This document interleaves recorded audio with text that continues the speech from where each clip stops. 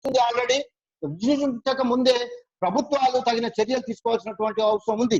అందులో భాగంగానే టెస్టింగ్ కానీ, ట్రేసింగ్ కానీ, ట్రీట్మెంట్ కానీ చేయాలి. మన దగ్గర ట్రీట్మెంట్ అనగానే అదేదో చిన్నపాటి ఏదో దగ్గు మందులు ఇవ్వడం, ఇది ట్రీట్మెంట్ కాదు.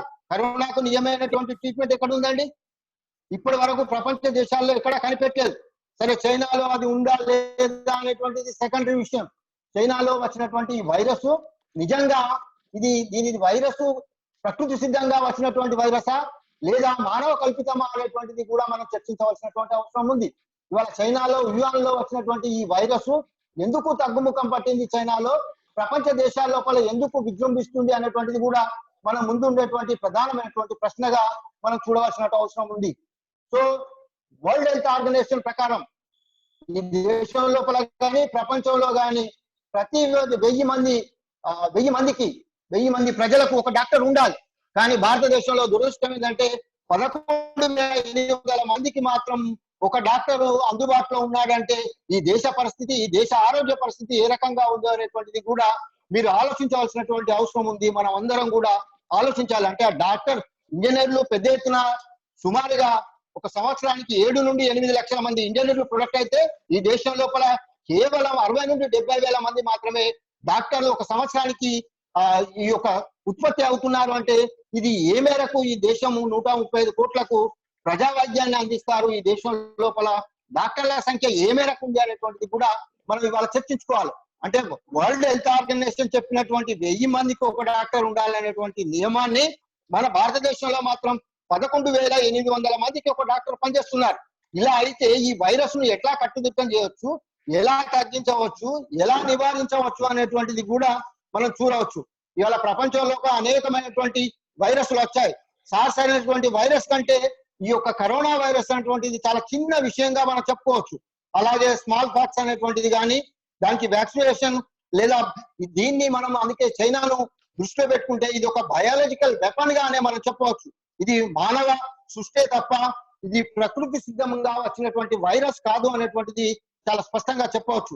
ఇది గతంలో వచ్చినటువంటి చికెన్ పాక్స్ కానీ, పోలియో వైరస్ కానీ, బర్డ్ ఫ్లూ కానీ, ఇవన్నిటి కూడా ఇవాళ కరోనాకు మన దేశంలో ఎయిడ్స్ కు సంబంధించినటువంటి మందులు వాడమంటున్నారు. ఎయిడ్స్ కు సంబంధించినటువంటి మందులు వాడితే ఈ యొక్క కరోనా వైరస్ తగ్గుతుందా? ఇది ప్రజల ముందు లేదా డాక్టర్ల ముందు ప్రజా ఆరోగ్య వ్యవస్థ ముందు ఉండేటువంటి ఒక పెద్ద ప్రశ్నగా మనం చెప్పుకోవచ్చు. ఇకపోతే ఇమ్యూనిటీ పవర్ ను పెంచుకోవాలని చెప్పి చెప్తున్నారు. అదృష్టం కొద్దీ భారతదేశంలో ఉండేటువంటి ప్రజలకు ఇమ్యూనిటీ పవర్ అనేటువంటిది ఇతర దేశాల కంటే భారతదేశంలో నివసిస్తున్నటువంటి ఉంటుంది అని చెప్పడంలో ఏమాత్రం సందేహం లేదు. అట్లాగే ఈ కరోనా వైరస్ కు కొన్ని లక్షణాలు చెప్తున్నారు. దగ్గు కానీ, కాపు కానీ, దగ్గు కానీ ఇవన్నీ ఉంటే ఇవి కరోనా లక్షణాలుగా చెప్తున్నారు. కానీ దేశంలో దురదృష్టం కొద్దీ 80% మంది ప్రజలకు సహజంగా వచ్చేటువంటి దగ్గు గాని, దమ్ము గాని, ఈ యొక్క సర్ది గాని 80% మంది ప్రజలకు ఈ దేశంలో ఉంటుంది. సో కాబట్టి వాళ్ళందరినీ కరోనాకు సోకినట్టుగా మనం భావించడానికి అవకాశం లేదు అనేటువంటిది చెప్పడంతో పాటు ఈ దేశంలో టెస్టింగ్లు పెంచాలి, అట్లాగే ట్రేసింగ్లు పెంచాలి, ట్రీట్మెంట్ కూడా ఈ యొక్క ప్రభుత్వాలు కఠినమైనటువంటి నిర్ణయాలు తీసుకొని దీనికి సంబంధించినటువంటి ట్రీట్మెంట్ చేయాలని చెప్పేసి నేను కోరుకుంటూ, ప్రపంచంలోనే జాన్స్ హాప్కిన్స్ అనేటువంటి యూనివర్సిటీ ఈ మధ్య కాలంలోనే ఒక ప్రకటన చేసింది. సో ఈ ప్రపంచం లోపల భారతదేశం కూడా చాలా స్పీడ్ గా కరోనా విజృంభించే దేశాల్లో భారతదేశం కూడా ఒకటిగా చెప్పవచ్చు అనేటువంటిది వాళ్ళ యొక్క పరిశోధనలో చెప్పడం అనేటువంటిది జరిగింది. దీన్ని దృష్టిలో పెట్టుకొని భారతదేశంలో కరోనా విజృంభణ అనేటువంటిది రాబో కాలంలో ఇంకో పెరుగుతుంది తప్ప దీన్ని తగ్గడం లేదు. కాబట్టి ఇట్టి పరిస్థితుల లోపల భారత ప్రజావార ఆరోగ్యాన్ని రక్షించవలసినటువంటి అవసరము ప్రభుత్వాల పైన, పాలకుల పైన ఉంది అని చెప్పేసి నేను కోరుకుంటూ ఈ అవకాశాన్ని ఇచ్చిన తెలంగాణ జనవేదిక సభ్యులకు అందరికీ కూడా నమస్కారాలు, ధన్యవాదాలు తెలియజేస్తూ ఇప్పుడు ప్రముఖ doctor, senior cardiologist doctor Ramaka Srinivas గారిని మాట్లాడవలసిందిగా వారిని దయచేసి డాక్టర్ శ్రీనివాస్ గారు. నమస్కారం అండి. నమస్కారం సార్, ప్లీజ్. గౌరవనీయులు శ్రీ తక్కలపల్లి రామరావు గారు, ఆకుతోటి శ్రీనివాస్ గారు, శ్రీ వన్నాల శ్రీరాములు గారు, తర్వాత హలో డాక్టర్ వాసుదేవమూర్తి గారు. రాము గారు, యా రాములు గారు వినబడుతుందండి వాయిస్? తర్వాత మా మిత్రుడు డాక్టర్ లక్ష్మీప్రసాద్ గారు, శ్రీ రియాజ్ గారు, ఈ కార్యక్రమంలో పాల్గొనుచున్న హలో ఇతరులు, విద్యార్థులు, మరి ఇంతసేపు వారందరికీ నా నమస్కారం. ముఖ్యంగా ప్లీజ్ ఓకే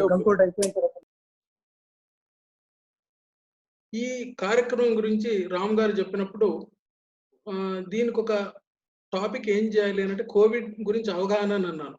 దాదాపు ఇది భారతదేశంలో మనం లాక్డౌన్ స్టార్ట్ అయినప్పటి నుంచి అంతకంటే ముందు కూడా రకరకాల మంది, చాలా మంది కూడా దీన్ని వివిధ రకాలుగా పత్రికల్లో కానీ టీవీలలో ఎన్నో చర్చనీయాంశాలు.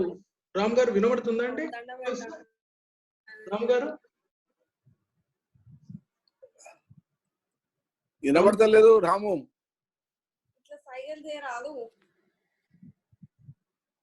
రాము గారు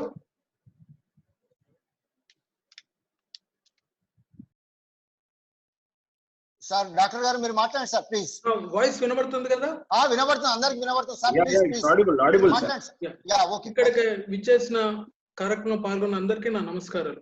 ముఖ్యంగా కోవిడ్ గురించి ఇన్ని నెలల తర్వాత ఒక వైద్యుడు అవగాహన కల్పించడం ఏంది, ఇంతకంటే ముందు చాలా బాగా డాక్టర్ శ్రీనివాస్ గారు మాట్లాడిన ఏంటంటే హలో ఈ కోవిడ్ గురించి ప్రత్యక్షంగా ఒక వైద్యుడు, నేను కోవిడ్ వల్ల వచ్చిన వారిని నేను చూడకపోయినా కూడా నేను చెప్పేది వైద్యపరంగా మాత్రమే నేను చెప్తున్నాను. ముఖ్యంగా కోవిడ్ అంటే ఏంటి, కోవిడ్-19 అంటే ఏంటి, దీనికి సంబంధించిన వ్యాధి ఇన్వాల్వ్ చేస్తాయి.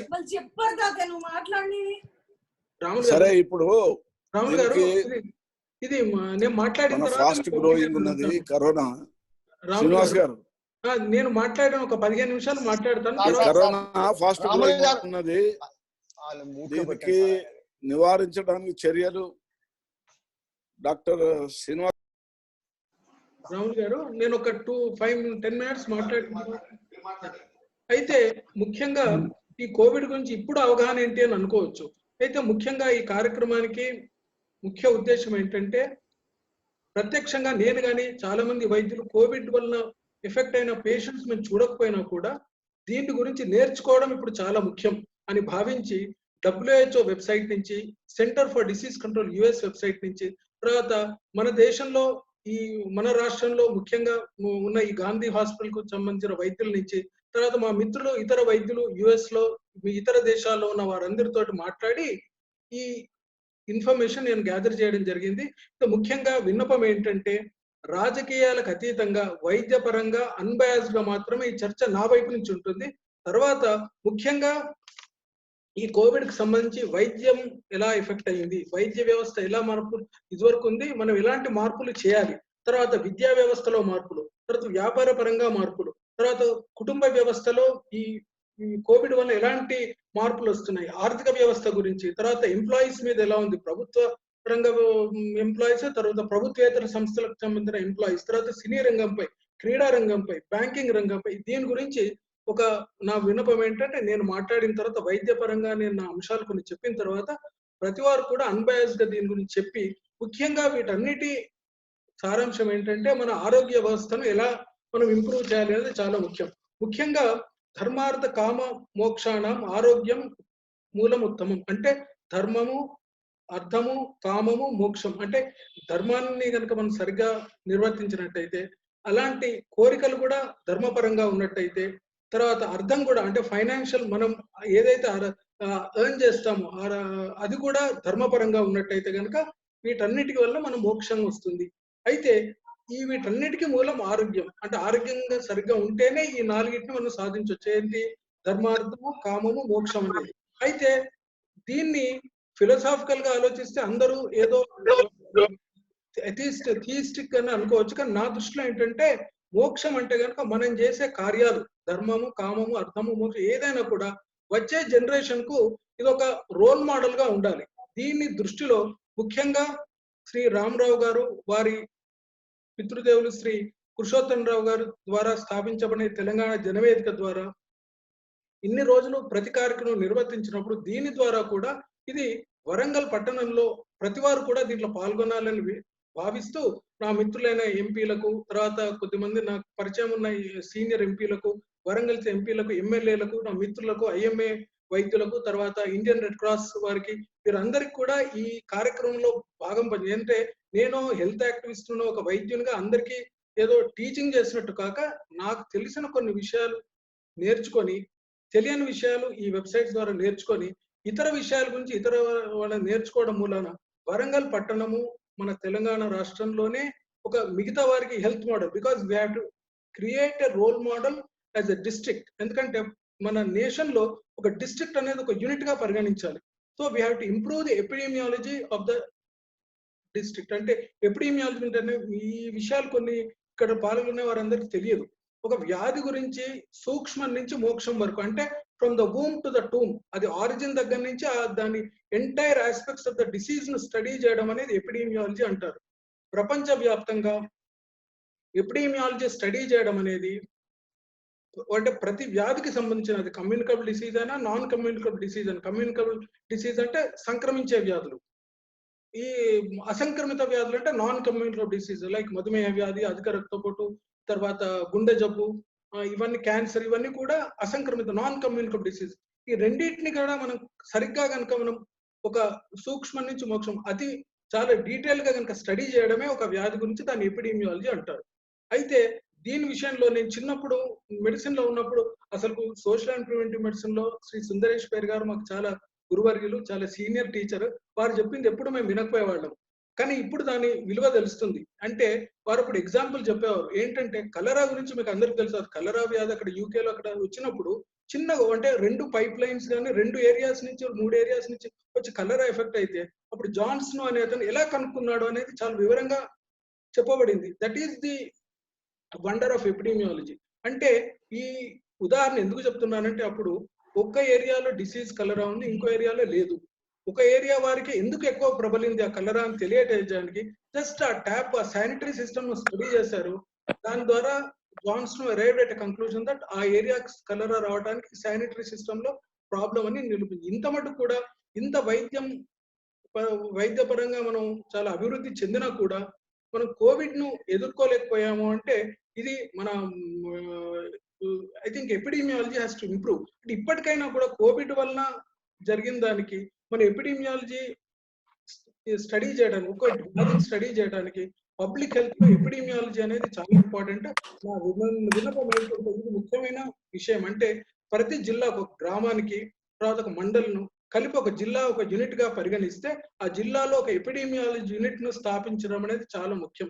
అక్కడ ఉన్న వైద్య కళాశాలలు కానీ, లేకపోతే అక్కడ ఉన్న హాస్పిటల్ కానీ, ఉదాహరణకు మన ఎంజిఎం హాస్పిటల్ కానీ, కాకతీయ మెడికల్ కాలేజ్ కానీ, ముఖ్యంగా ఇక్కడ పార్టిసిపేట్ చేసే సభ్యులందరూ కూడా ముఖ్యంగా ఇక్కడ ఉన్న ప్రభుత్వానికి సంబంధించిన వాళ్ళు, ప్రభుత్వేతరకు సంబంధించిన వాళ్ళు, సెంట్రల్ గవర్నమెంట్ సంబంధించిన ఈ ఎపిడెమియాలజీ యూనిట్ కనుక ఎస్టాబ్లిష్ చేసి దాన్ని కనుక ఒక వైద్యపరంగా ఒక రీసెర్చ్ యూనిట్, శాస్త్రీయ పరిశోధనలు కనుక చేసినట్టయితే కరెక్ట్ గా, అంటే ఆ ఒక్కొక్క వ్యాధి గురించి మనం కోవిడ్ లాంటి వ్యాధులు ఎన్ని వచ్చినా కూడా ఎదుర్కోవడానికి అవకాశం ఉంటుందని చెప్తూ ముఖ్యంగా ఇప్పుడు కోవిడ్ గురించి నేను చెప్తున్నాను. అయితే కోవిడ్ గురించి చెప్పే ముందు ముఖ్యంగా నా వ్యక్తిగతంగా ఏంటంటే, మొట్టమొదటిసారి ప్రపంచంలో ఒక మన రాష్ట్రంలో కానీ, మన దేశంలో ఇతర రాష్ట్రాల్లో కానీ, తర్వాత మన సెంట్రల్ గవర్నమెంట్ కానీ, అంటే నేషనల్ లెవెల్లో కానీ రాజకీయంగా ఒక సుస్థిరంగా కనుక ఉంటే, ఒక మంచి అపోజిషన్ కనుక ఉంటే ఒక వ్యాధిని ఎలా ఎదుర్కోవచ్చు అనేది ఫస్ట్ టైం ప్రూవ్ అయిందని నా భావన.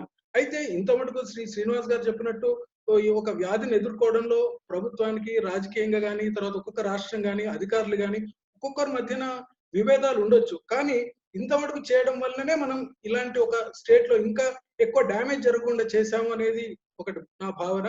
దీంతో ఇంకా మనం ముందు కూడా చేయాలి అంటే నేను చెప్పిన ఈ విషయాలు పరిగణలోకి తీసుకొని ఎపిడెమియాలజీ యూనిట్, రీసెర్చ్ యూనిట్, అంటే వుహాన్ లాంటి ఒక పట్టణంలో, అది వరంగల్ మాదిగానే ఉండొచ్చు, అక్కడనే ఒక వైరాలజీ యూనిట్ గానీ అంత ఇదివరకే ఉన్నప్పుడు అలాంటి వైరాలజీ యూనిట్స్ మరి మన దగ్గర అంత ఆర్థికంగా మనం బలంగా లేమా, తర్వాత వైద్యపరంగా మనం బలంగా లేమా, తర్వాత మన దగ్గర రీసోర్సెస్ లేవా అనేది ఆలోచించి ఆ రీసోర్సెస్ ను కరెక్ట్ గా యూటిలైజ్ చేస్తే కనుక దేశంలో ఉన్న ప్రతి డిస్ట్రిక్ట్ లో కూడా ఈ రీసెర్చ్ యూనిట్స్, ఎపిడెమియాలజీ యూనిట్స్ వలన ఆలోచించి ఇప్పుడు ఇతరులు కూడా ఈ వైద్య వ్యవస్థ, పబ్లిక్ హెల్త్ సిస్టమ్ అనేది మన దగ్గర ఎందుకు ఫెయిల్ అయింది ఇంత మటుకు?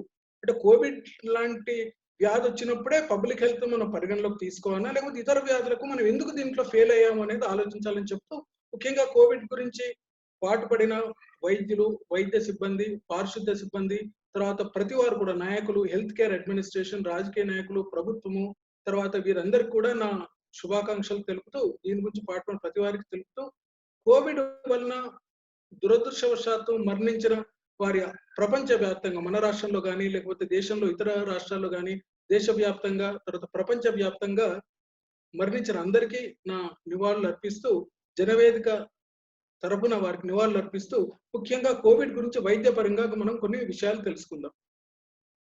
నిన్నటి లెక్కల ప్రకారం, WHO ప్రకారం ప్రపంచ వ్యాప్తంగా దాదాపు 75 లక్షల మంది ఈ కోవిడ్ బారిన పడితే, దాదాపు అంటే ఇన్ఫెక్ట్ అయ్యేది అనుకుంటే దాదాపు 4 లక్షల పైన మంది, 4,30,000 పైన మంది చనిపోయారు. దాంట్లో అమెరికాలోనే దాదాపు 1,00,000 దాటింది, యూరోప్ దేశాల్లో ఇంకా ఎక్కువ దాటింది. మన దేశంలో దాదాపు ఈ కోవిడ్ వలన ఇప్పుడు 3 లక్షల మంది, నిన్నటి లెక్కల ప్రకారం 3 లక్షలు దాటితే దాదాపు 8,800 మంది మరణించారని అంచనా. అయితే వైద్యపరంగా మనం ఏం చేశాము, ఈ కోవిడ్ గురించి తెలుసుకోవడం చాలా ముఖ్యం. ముఖ్యంగా కోవిడ్ ఏంటంటే అది ఇదివరకే అందరూ వైద్యులకు తెలిసినట్టు, WHO తెలిపిన ప్రకారము ఇది severe acute respiratory syndrome, SARS COVID-19 అంటే corona virus in 2019, corona virus illness disease in 2019, దాన్ని COVID-19 అన్నారు. ముఖ్యంగా ఈ కోవిడ్ ఇతర వైరస్ కూడా ఇదివరకు ఉండే, ఎబోలా కానీ, తర్వాత ఈ మిడిల్ ఈస్ట్ రెస్పిరేటరీ సిండ్రోమ్ అని ఆ కోవకు చెందిందే. అయితే ఇంత సూక్ష్మమైన వైరస్ ఎలా చెందింది అంటే, దీన్ని ఈ వుహాన్, ఒకవేళ అది మనం వ్యక్తిగతంగా లేకపోతే ఒక కాన్స్పిరసీగా చేశారు అనేది it is beyond our control to investigate that, అది తర్వాత జరుగుతుంది. కానీ ముఖ్యంగా లక్షణాలు ఏంటంటే జ్వరం కానీ, దగ్గు కానీ, డ్రై కాఫ్, లేకపోతే అతిగా నీరసం చెందడం కానీ, ఇవి ప్రధాన అంశాలు. అయితే ఇవాళ లిటరేచర్ ప్రకారం మొదట కూడా అనుకున్నారు loss of smell and taste, అంటే వాసన చూడడం కానీ లేకపోతే రుచి లేకపోవడం కూడా ఈ WHO కూడా, తర్వాత ICMR ఈ లక్షణాలను కోవిడ్ లక్షణాలుగా పేర్కొంది. అంటే జ్వరం కానీ, దగ్గు కానీ, నీరసంగా చెందడం కానీ, తర్వాత ఇవి ఉన్నట్టయితే. అయితే ఈ కోవిడ్ వ్యాధి వల్ల దాదాపు 80% మంది రికవర్ అయ్యే ఛాన్స్ ఉంది. ప్రతి 5 మందిలో ఒకరు చాలా విపరీతంగా వ్యాధి బారిన పడి వ్యాధిగ్రస్తులయ్యే అవకాశం ఉంటుంది. 1 in 5 is supposed to become very ill because of covid. అయితే ఈ లక్షణాల గురించి ఇప్పుడు ఎందుకు చెప్తున్నానంటే, వైద్యులు, వైద్య సిబ్బంది, ఇప్పుడు మా దగ్గరకు వచ్చే పేషెంట్స్ దాదాపు ఒక గుండె వైద్యులుగా మా దగ్గరికి ఈ లక్షణాలతో ఎవరైనా రాకపోవచ్చు. కానీ ప్రతి వైద్యునికి దగ్గరికి, ముఖ్యంగా ఊపిరితిత్తుల వ్యాధుల వారి దగ్గరికి, ఫిజిషియన్ దగ్గరికి దగ్గుతోటి కానీ, జ్వరంతో కానీ, తర్వాత ఈ ఆయాసంతో కానీ, దమ్ముతోటి కానీ, నీరసం చెందడం, ప్రతి వారి ఇది కామన్ సిమ్టమ్స్ అవి. సో అట్లా వచ్చినప్పుడు వీరిని డిఫరెన్షియేట్ చేయడం అనేది చాలా ముఖ్యం. దీనికి డిఫరెన్షియేట్ ఎలా తెలుస్తారు? లక్షణాలతో మీరు డిఫరెన్షియేట్ చేయొచ్చా? పరీక్షలు చూసి చెప్పొచ్చా? కష్టం. Only and only testing is very important. Testing అంటే ఏం టెస్ట్ చేయాలి అనేది నెక్స్ట్ స్టెప్. సో ఈ లక్షణాలు కనుక ఉన్నట్టయితే, అయితే ఇది కోవిడ్ అనేది ఎలా వ్యాపిస్తుంది? నెక్స్ట్ ఎలా వ్యాపిస్తుంది? The more common one is air born transmission, అంటే ఏరోజాల్ వల్ల. ఈ ఎవరైనా మాట్లాడినప్పుడు, ముఖ్యంగా దగ్గినప్పుడు కానీ, తుమ్మినప్పుడు కానీ, ఈ రెస్పిరేటరీ డ్రాప్లెట్స్ అవి పడిపోతాయి. అయితే భూమి మీద పడి కొద్దిసేపు కనుక అయిన తర్వాత వాటి ఎఫెక్ట్ ఉండదు. కానీ ఇవి ట్రాన్స్మిషన్ కనుక, అంటే దగ్గరలో ఉన్న వారికి కనుక ఉన్నట్టయితే కనుక ఈ రెస్పిరేటరీ డ్రాప్లెట్స్ వల్ల ఇన్ఫెక్ట్ అయ్యే అవకాశం ఉంటుంది. అందుకే లాక్డౌన్ వల్ల ఎఫెక్ట్ అయింది అంటే ప్రపంచ వ్యాప్తంగా ఒక్కొక్కరు విభేదించవచ్చు, కానీ దానివల్ల సోషల్ డిస్టెన్సింగ్, ఫిజికల్ డిస్టెన్సింగ్ అనేది జరిగింది కాబట్టి దానివల్ల తగ్గింది అనేది అనుకోవడం చాలా ముఖ్యం. అంటే the only things which are proven now scientifically is distancing, mask, sanitation. ఈ మూడే. శానిటైజింగ్, ప్రాపర్ శానిటైజింగ్ అంటే హ్యాండ్ వాష్. ముందు చెప్తున్నాను ప్రాపర్ హ్యాండ్ వాష్ ఎలా చేయాలి, తర్వాత శానిటరీ మెజర్స్ ఎలా తీసుకోవాలి, శానిటైజింగ్ ఒక రూమ్ కానీ, హాస్పిటల్ కానీ, తర్వాత ఇతర వ్యవస్థలు కానీ, తర్వాత డిస్టెన్సింగ్ అంటే దాదాపు అంటే ఒక 2 చేతులు మనకు దూరంగా కనుక జరిపితే ఆ డిస్టెన్స్ కనుక మెయింటైన్ చేసి రాదని శాస్త్రీయంగా తెలుపబడ్డది. కాబట్టి ఇది ఇంపార్టెంట్. అయితే what are the other ways of transmission అంటే చాలా మంది ఎక్కువ కనుక మాట్లాడుతున్నట్టయితే కూడా ట్రాన్స్మిషన్ రావచ్చు అని అన్నారు. వెదర్ ఈజ్ ఇట్ బ్లడ్ వల్ల, రక్తం వల్ల ట్రాన్స్మిట్ అయ్యే అవకాశం ఉందా? తక్కువ ఛాన్స్.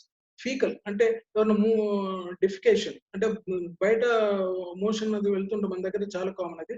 దాని వల్ల జరుగుతుందా? ఓపెన్ ఎయిర్ డిఫికేషన్ లేదు, అది కూడా తక్కువ ఛాన్స్. సో ఈ మోస్ట్లీ రెస్పిరేటరీ ట్రాన్స్మిషన్ తోటే అవుతుందని శాస్త్రీయంగా తెలుపబడ్డది.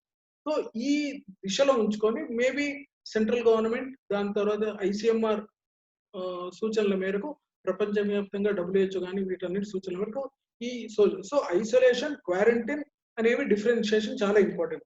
ఐసోలేషన్ అంటే ఒక వ్యాధిగ్రస్తుని సెపరేట్ చేసి దూరాన ఉంచడం, దాన్ని ఐసోలేషన్ అంటారు. అంటే దీని ఇంక్యుబేషన్ పీరియడ్ నార్మల్ గా 4 to 5 days కనుక ఉంటే average, but 14 days is the maximum period of incubation. ఒకళ్ళు ఇన్ఫెక్ట్ కావటానికి 14 days is the maximum period for incubation period. 14 days అంటాం. ఒక సిమ్టమ్స్ అతనికి వేరే వాళ్ళని ఇన్ఫెక్ట్ చేయడానికి 14 days అవుతుంది. అయితే యావరేజ్ ఇస్ 4 days. సో అట్లాంటి వారిని, ఇన్ఫెక్ట్ అయిన వారిని ఐసోలేట్ చేయడం, వ్యాధిగ్రస్తులను ఐసోలేట్ చేయడం.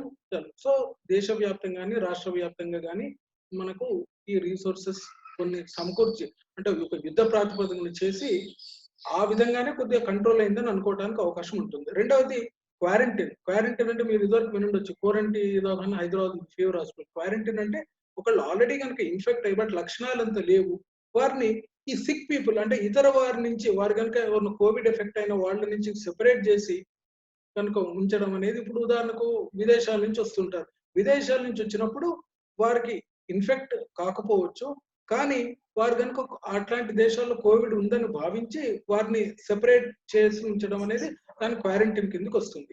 ఇది క్వారంటైన్. అయితే ముఖ్యంగా నేను దీని గురించి పెద్దగా ఒక వైద్యంగా నేను ఈ కోవిడ్ లాంటి డైరెక్ట్ వాటికి ఇన్వాల్వ్ కాలేదు కాబట్టి పెద్ద నేను వీరిని ఎవరు చూడలేదు. కాకపోతే మొదట అంటే ఫిబ్రవరి మార్చ్ ఫస్ట్ వీక్ అట్లా సెంట్రల్ గవర్నమెంట్ ఇలా ఇచ్చినప్పుడు నేను PM ఒక రాయడం జరిగింది.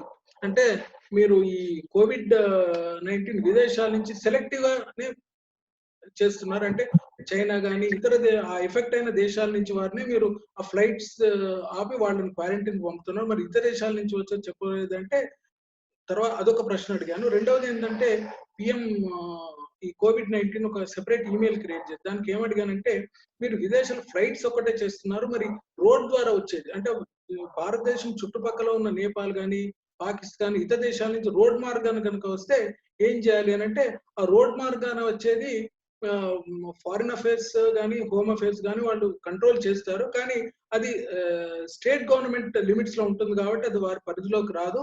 అయినా ఈ రోడ్ మార్గాన్ని వచ్చినప్పుడు ఫారిన్ అఫైర్స్ కానీ అక్కడ ఇమిగ్రేషన్ కనుక ఉంటే వారు ఓన్లీ ఆ ఏరియాస్ లోనే ఫారిన్ అఫైర్స్ చేయడం జరుగుతుంది. ఇతరవి లైక్ వెస్ట్ బెంగాల్ కానీ లేకపోతే నేపాల్ నుంచి వచ్చేవాళ్ళు కానీ బీహార్ ఆ పరిధిలో state government only has to take responsibility నాకు రిప్లై ఇవ్వడం జరిగింది. సో ఇది బేసికల్లీ దానికి సంబంధించి. తర్వాత కోవిడ్ వల్ల ఎలాంటి అంటే ఏ సిస్టమ్స్ ఎఫెక్ట్ అవుతాయి, ఉదాహరణకు నిన్న నా దగ్గర బ్రీతింగ్ డిఫికల్టీ తోటి ఒక ఎల్డర్లీ లేడీ వచ్చింది. ఆయాసం కోవిడ్ లక్షణాలు కావచ్చు. సో ఇదేంటంటే మనం దాన్ని నిర్ధారణ చేయడం చాలా ముఖ్యం. ముఖ్యంగా దీంట్లో ఇది నిర్ధారణ గురించి మనం అంటే ప్రభుత్వం ఏం చేయాలని తర్వాత వైద్యులు డిస్కస్ చేద్దాము. ముఖ్యంగా ఈ respiratory system is the first thing. అంటే లంగ్ ఇన్వాల్వ్మెంట్ అంటే లంగ్ లో ఉన్న ఆ ప్యారెంకైమాను ఆ కణాలను దెబ్బతీసి acute adult respiratory distress syndrome ARDS అనేది అక్యూట్ రెస్పిరేటరీ డిస్ట్రెస్ సిండ్రోమ్ అనేది వస్తుంది. దీంట్లో ముఖ్యమైన లక్షణాలు రక్తంలో సిమ్టమ్స్ కనుక లేకపోతే వారికి ఏమి ఉండదు. ఆక్సిజన్ శాతం దాదాపు రక్తంలో 94-96% పైనే ఉంటుంది. రక్తంలో ఆక్సిజన్ శాతం పడిపోవడం దాదాపు 85%-86% తగ్గడం. హైపాక్సిమియా is the most important feature of ఈ కోవిడ్ ఫీచర్స్. అయితే దీంట్లో ముఖ్యంగా ఈ కోవిడ్ వ్యాధులు ఏంటంటే mild disease, severe disease and critical disease అని WHO డిఫరెన్షియేట్ చేసింది. మైల్డ్ దాదాపు నేను చెప్పినట్టు 80% మందికి మైల్డ్ డిసీజ్ ఉంటుంది. ఒక సివియర్ డిసీజ్ 14% మందికి, క్రిటికల్ డిసీజ్ ఒక 5% మాత్రమే ఉంటుంది. దీంట్లో ఈ ARDS రావడం చాలా ఇంపార్టెంట్. ఈ కండిషన్ లో వీళ్ళకి వెంటిలేటరీ కేర్ అనేది చాలా ఇంపార్టెంట్. సో రెస్పిరేటరీ సిస్టమ్ ఇన్వాల్వ్మెంటే ముందు వీళ్ళకు ఉంటుందని అనుకున్న తర్వాత కొన్ని రోజుల తర్వాత రాను వైద్యులు ఈ కోవిడ్ సంబంధించిన పేషెంట్స్ చూసే వైద్యులు ముఖ్యంగా US కానీ ఇటలీలో కానీ వారందరికీ ఏంటంటే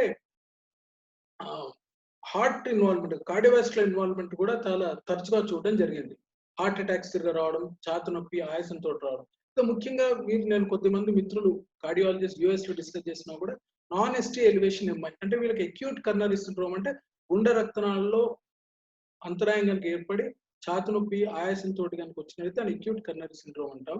వీరికి ఈ condition cardiovascular involvement, heart failure గా ప్రెజెంటేషన్, తర్వాత ఎరిథ్మియాస్, గుండె నాడి లయ వేగం అతి విపత్కరంగా మారడం, ఎరిథ్మియాస్, సడన్ కార్డియక్ డెత్, ఆకస్మికంగా మరణించడం, ఇన్నది ఎరిథ్మియాస్, హార్ట్ ఫెయిల్యూర్, తర్వాత హార్ట్ అటాక్ మాదిరి ప్రెజెంటేషన్ కూడా కార్డియోవాస్కులర్ ఇన్వాల్వ్మెంట్ గా చూశారు. అయితే వీరికి యాంజియోగ్రామ్ చేసినట్టయితే కనుక వీరికి యాంజియోగ్రామ్ నార్మల్ గా ఉండే కేసెస్ చాలా ఎక్కువ అని కొద్దిమంది కార్డియాలజిస్ట్ పరీక్షలో తేలింది. తర్వాత కార్డియక్ ఇన్వాల్వ్మెంట్, లంగ్ ఇన్వాల్వ్మెంట్ అయిన తర్వాత చర్మం ఇన్వాల్వ్మెంట్, స్కిన్ ఇన్వాల్వ్మెంట్, చాలా మందికి స్కిన్ ర్యాష్ రావడం, ఇది ముఖ్యంగా న్యూయార్క్ పట్టణంలో పిల్లలకు ఎక్కువ చూడడం జరిగింది స్కిన్ ఇన్వాల్వ్మెంట్. తర్వాత గర్భిణీ స్త్రీల్లో కూడా వ్యాధి రావడం చూశారు.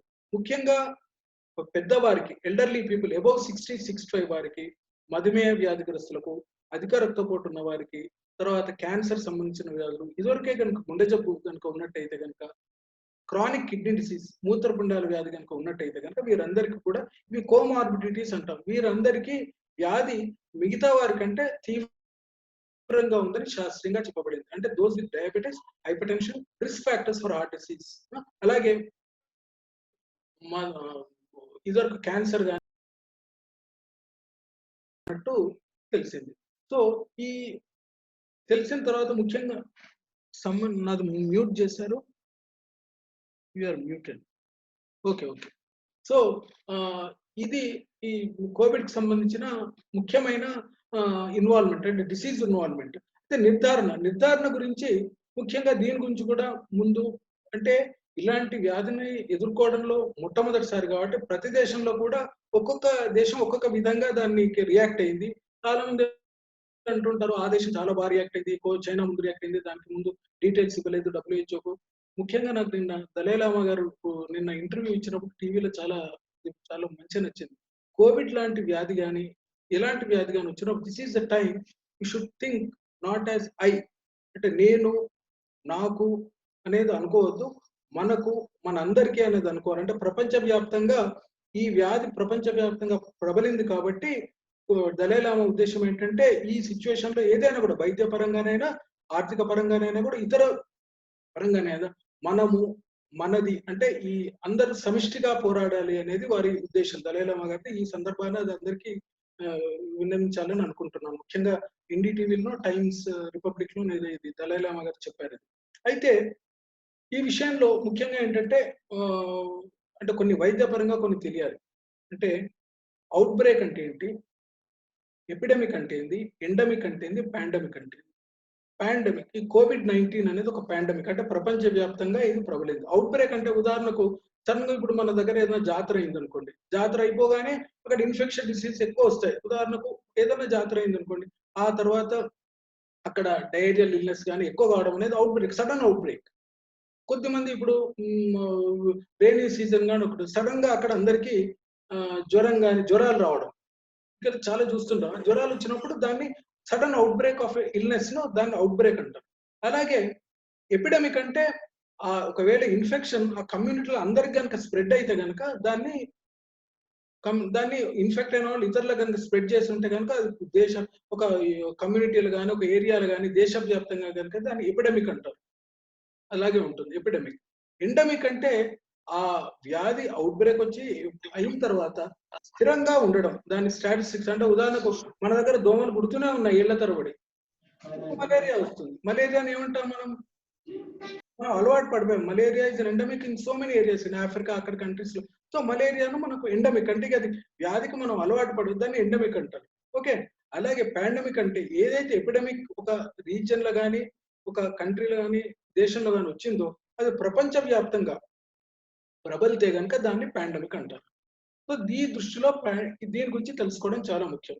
సో ఇప్పుడు నిర్ధారణకు వచ్చిన తర్వాత ఏ టెస్ట్ చేశారు? The only test is nasal swab కానీ, ఓరల్ స్వాబ్ కానీ, నాజోఫెరింజియల్ స్వాబ్ కానీ తీసిన తర్వాత దీని ద్వారా ఈ reverse transcripted polymerase chain reaction RT-PCR test అనేది చేస్తారు.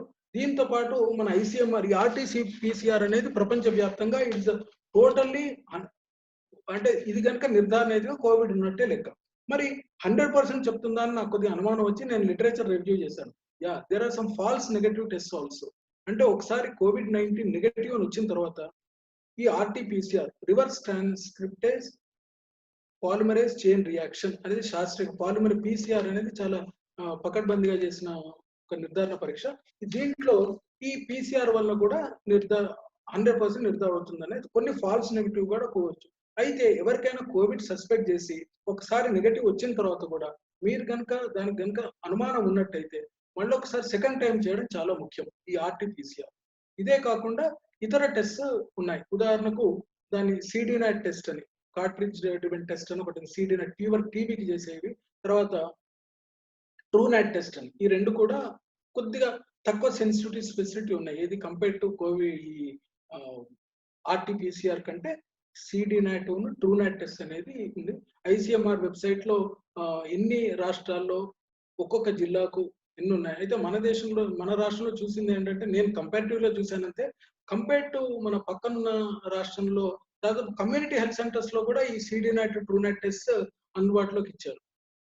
అది ఒక విధంగా మన ప్రభుత్వం ఇంకా దీని గురించి ఇంకా ఎంతనైతే చేశారో మన రాష్ట్ర ప్రభుత్వం ముందు ఆరంభంగా ఎంతనైతే శూరత్వంతో మనం చేశారో ఇంకా దీని గురించి పరీక్షలు కనుక ఎక్కువ నిర్ధారిస్తున్నట్టయితే అది చాలా ముఖ్యం. ఒక మంచి పని మన రాష్ట్ర ప్రభుత్వం ఏం చేసిందో ప్రైవేట్ వ్యవస్థ కాకుండా ఒక ప్రభుత్వ వ్యవస్థనే చాలా పకడ్బందీగా చాలా సమర్థవంతంగా చేయగలదని మన రాష్ట్ర ప్రభుత్వం నిరూపించింది. కానీ ఆ నిరూపణ అనేది ఇదివరకే నిరూపించబడితే చాలా బాగుండేది. ఇన్నేళ్లుగా అంటే వాళ్ళు తెలంగాణ రాష్ట్రం ఏర్పడిన తర్వాత కూడా దీన్ని కనుక పకడ్బందీగా కనుక దృష్టిలో ఉన్నట్టయితే COVID-19 ఒక్కటే మనకు ఒక లెసన్ కాకూడదు, ఇదివరకు కూడా చేస్తే బాగుండేది. అయితే మొదటి మాదిరిగా కాకుండా ఈ ప్రైవేట్ వ్యవస్థలో చేయవద్దు అని కాదు. There is no auditing of the either the diagnosis or the treatment given in any setup compare to ఇప్పుడు ఆరోగ్యశ్రీలు కానీ ఏదైతే ఉందో ఆడిటింగ్ సరిగ్గా లేదు. దాన్ని కనుక ఆడిటింగ్ కనుక బాగా చేస్తే మనం ప్రభుత్వం వ్యవస్థలో కూడా, అయితే ప్రభుత్వ వ్యవస్థలో ప్రభుత్వ వైద్యులు కానీ వారి రీసెర్చ్ తక్కువగా ఉన్నప్పుడు ఇది నేను తర్వాత డిస్కషన్ వదిలిపెడతాను. ఉదాహరణ గాంధీ హాస్పిటల్ ఎందుకు చేయాలి అదంతా అనేది చెప్పుకుంటూ అది ఇద్దరు కూడా దీన్ని చర్చించవచ్చని చెప్పుకుంటూ ముఖ్యంగా కేస్ ఫెటాలిటీ రేట్ ప్రపంచవ్యాప్తంగా 2.3% కనుక ఉంటే మన దేశంలో కొద్దిగా తక్కువగానే ఉంది. అయితే ఇవి టెస్టింగ్ కి సంబంధించి. టెస్టింగ్ ఈ 3 టెస్టులు కాక యాంటీబాడీ టెస్టింగ్ అంటే ఆల్రెడీ కనుక ఇన్ఫెక్ట్ అయి ఉంటారు కానీ వారికి లక్షణాలు ఉండవు, వారిలో కనుక ఉన్నట్టయితే కనుక దాని యాంటీబాడీ టెస్టింగ్. కాకపోతే ఇనీషియల్ గానే డయాగ్నోసిస్ కష్టం అవుతుంది యాంటీబాడీ టెస్టింగ్. ఇన్ఫెక్ట్ అయిన ఒక వారం 10 రోజుల తర్వాత కానీ యాంటీబాడీ టెస్టింగ్ ఉంటుంది. కానీ ఇవి పెద్ద 100% రిలయబుల్ కాకపోవచ్చు అని అందుకే ఈ RT-PCR టెస్ట్ అనేది సమర్థవంతంగా కనుక చేస్తే అందరికీ ఈ డయాగ్నోసిస్ అనేది కరెక్ట్ గా జరుగుతుందని ఒక ఉదాహరణ. అయితే తర్వాత చికిత్సకు సంబంధించి ఏంటంటే WHO ప్రకారమైన ప్రపంచంలో ఉన్న ప్రతి లిటరేచర్ ప్రకారమైన కూడా there is no optimal treatment for COVID-19. uptodate.com అని మెడికల్ గా ఒకటి వెబ్సైట్ ఉంటుంది. దాంట్లో latest medical knowledge on COVID-19 ఇచ్చారు. దాని పరంగా ఏంటంటే there is no optimal treatment for COVID-19. అయితే ఎలాంటి చికిత్స, ఉదాహరణకు ఇది కోవిడ్ మొట్టమొదటి మార్చ్ లో మన దగ్గర లాక్డౌన్ కాకుండా ముందే ఒక సీనియర్ వైద్యుడు నాకు పరిచయం యూనివర్సిటీ వారు శ్రీనివాస్ ఎజిత్రోమైసిన్ హైడ్రాక్సిక్లోరోక్విన్ ఒక లంసమ్ గా US కు కొరియర్ లో పంపాలి ఎందుకంటే ఇక్కడ ఎక్కువ అవుతుంది, దీన్ని ట్రయల్ గానే స్టడీ చేద్దాం అనుకుంటున్నాం. సో ఇప్పటి వరకు హైడ్రాక్సిక్లోరోక్విన్ గురించి, తర్వాత ఒక ఎంపీ గారు, తర్వాత మాకు తెలిసిన మిత్రులు హైడ్రాక్సిక్లోరోక్విన్ ప్రివెంటివ్ గా తీసుకోవచ్చా అని అడిగారు. అప్పటి ఈ COVID-19 కి సంబంధించి ఇక్కడ ఉన్న పార్టిసిపెంట్స్ అందరూ గుర్తుంచుకోవాల్సి ఏంటంటే ఏది శాస్త్రీయమైనది ఇంత మటుకు 100% చెప్పలేకున్నాం. నిన్న కరెక్ట్ గా అన్నది ఇవాళ తప్పని, నిన్న తప్పన్నది ఇవాళ కరెక్ట్ అని, ఇలాంటి ఈ చర్చలు తర్వాత శాస్త్రీయ పనులు జరుగుతూ ఉన్నాయి. కాబట్టి as far as WHO is concerned దీన్ని ఇన్ఫోడెమిక్ అన్నారు. ఎట్లయితే పాండమిక్ డిసీజ్ సంబంధించింది, ఇన్ఫోడెమిక్ అంటే we have lot of information, bundles of information ఈ వ్యాధికి సంబంధించి ప్రతి చిన్న సూక్ష్మ దాని నుంచి చాలా ఎక్కువ పరిధిలో అందరూ రీసెర్చ్ చేసి ఏదో ఒక పేపర్ సబ్మిట్ చేస్తున్నారు. So lot of literature in the we are bombarded with literature on this topic that is called as infodemic. So ఈ హైడ్రాక్సీ క్లోరోక్విన్ అనేది ముందు WHO ఒక సాలిడారిటీ ట్రయల్ అని మొదలుపెట్టింది. తర్వాత ఇండియా భారతదేశానికి సంబంధించి ఇద్దరు శాస్త్రవేత్తలు దాని మీద ట్రయల్ చేసి హైడ్రాక్సీ క్లోరోక్విన్ పనిచేయదని అన్నారు. కానీ మళ్ళీ దాన్ని ఆ పేపరే తప్పు అనేది ప్రూవ్ చేయడం జరిగింది.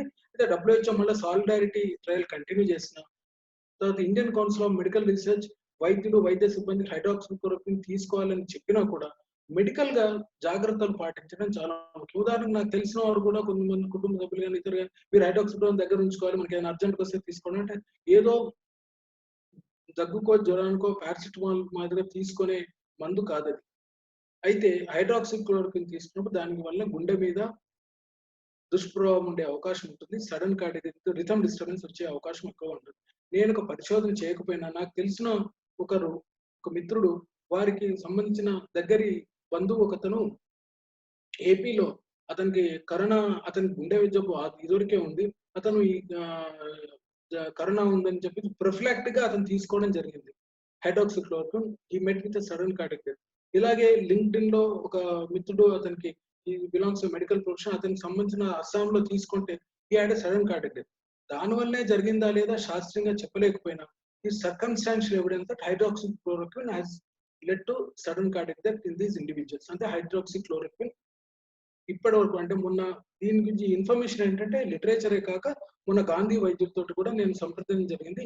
ఇదివరకు ఈ హైడ్రాక్సీ క్లోరోక్విన్ ప్రొఫిలాక్టిక్ గానీ తర్వాత ట్రీట్మెంట్ పరంగా ఇచ్చినా కూడా ఏది COVID-19 ఎఫెక్ట్ పేషెంట్స్ లో ప్రస్తుతం అంత విస్తృతంగా ఇవ్వటం లేదు సార్. ఎందుకంటే ICMR మళ్ళా గైడ్ లైన్ ఇచ్చింది దీని గురించి జాగ్రత్తలు పాటించాలి. ఎందుకంటే hydroxy chloroquine is not proven 100% to protect are treat Covid.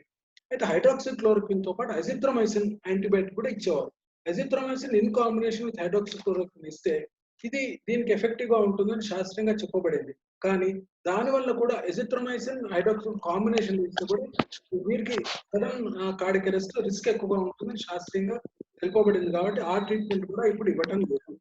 Okay, తర్వాత ఓన్లీ వన్ వీటన్నిటికంటే ముందుగా ఉన్నది రెమ్డెసివిర్. ఇది ఒక యాంటీవైరల్ డ్రగ్. ఈ రెమ్డెసివిర్ అనేది యాంటీవైరల్ డ్రగ్ ఇప్పుడు కొద్దిగా యూజ్ చేస్తున్నా. అది కూడా WHO ప్రకారం కానీ ICMR ప్రకారం కానీ ట్రయల్స్ లో ఉన్న వాళ్ళకి అంటే క్లినికల్ ట్రయల్స్ లో ఉన్న వారికే ఈ చికిత్సను అందిస్తున్నారు రెమ్డెసివిర్. ఎందుకంటే ఆ వైల్ ఒక్కటి మాత్రం నాకు తెలిసి 7,000 రూపీస్ పైన ఉందని చెప్తున్నారు. వాళ్ళు చాలా కాస్ట్లీ డ్రగ్.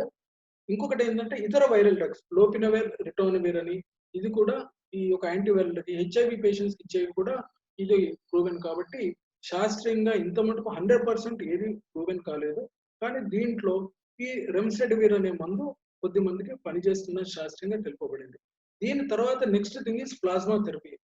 ఎవరైతే COVID-19 వల్ల బాధితులు ఉంటారో ఎఫెక్ట్ అయ్యి డిశ్చార్జ్ అయ్యి స్టేబుల్ అవుతారో సిమ్టమ్స్ లేకుండా ఉంటారో వారికి నుంచి ప్లాస్మా సెపరేట్ చేసి కనుక ఇచ్చినట్టయితే ఈ సిమ్టమ్స్ ఉన్న వాళ్ళకు డిసీజ్ ఉన్న వాళ్ళు ముఖ్యంగా ఈ వెంటిలేటర్ ఇది కూడా క్లినికల్ ట్రయల్స్ లో ఉన్న వారికి గాంధీలో అందించడం జరుగుతుంది.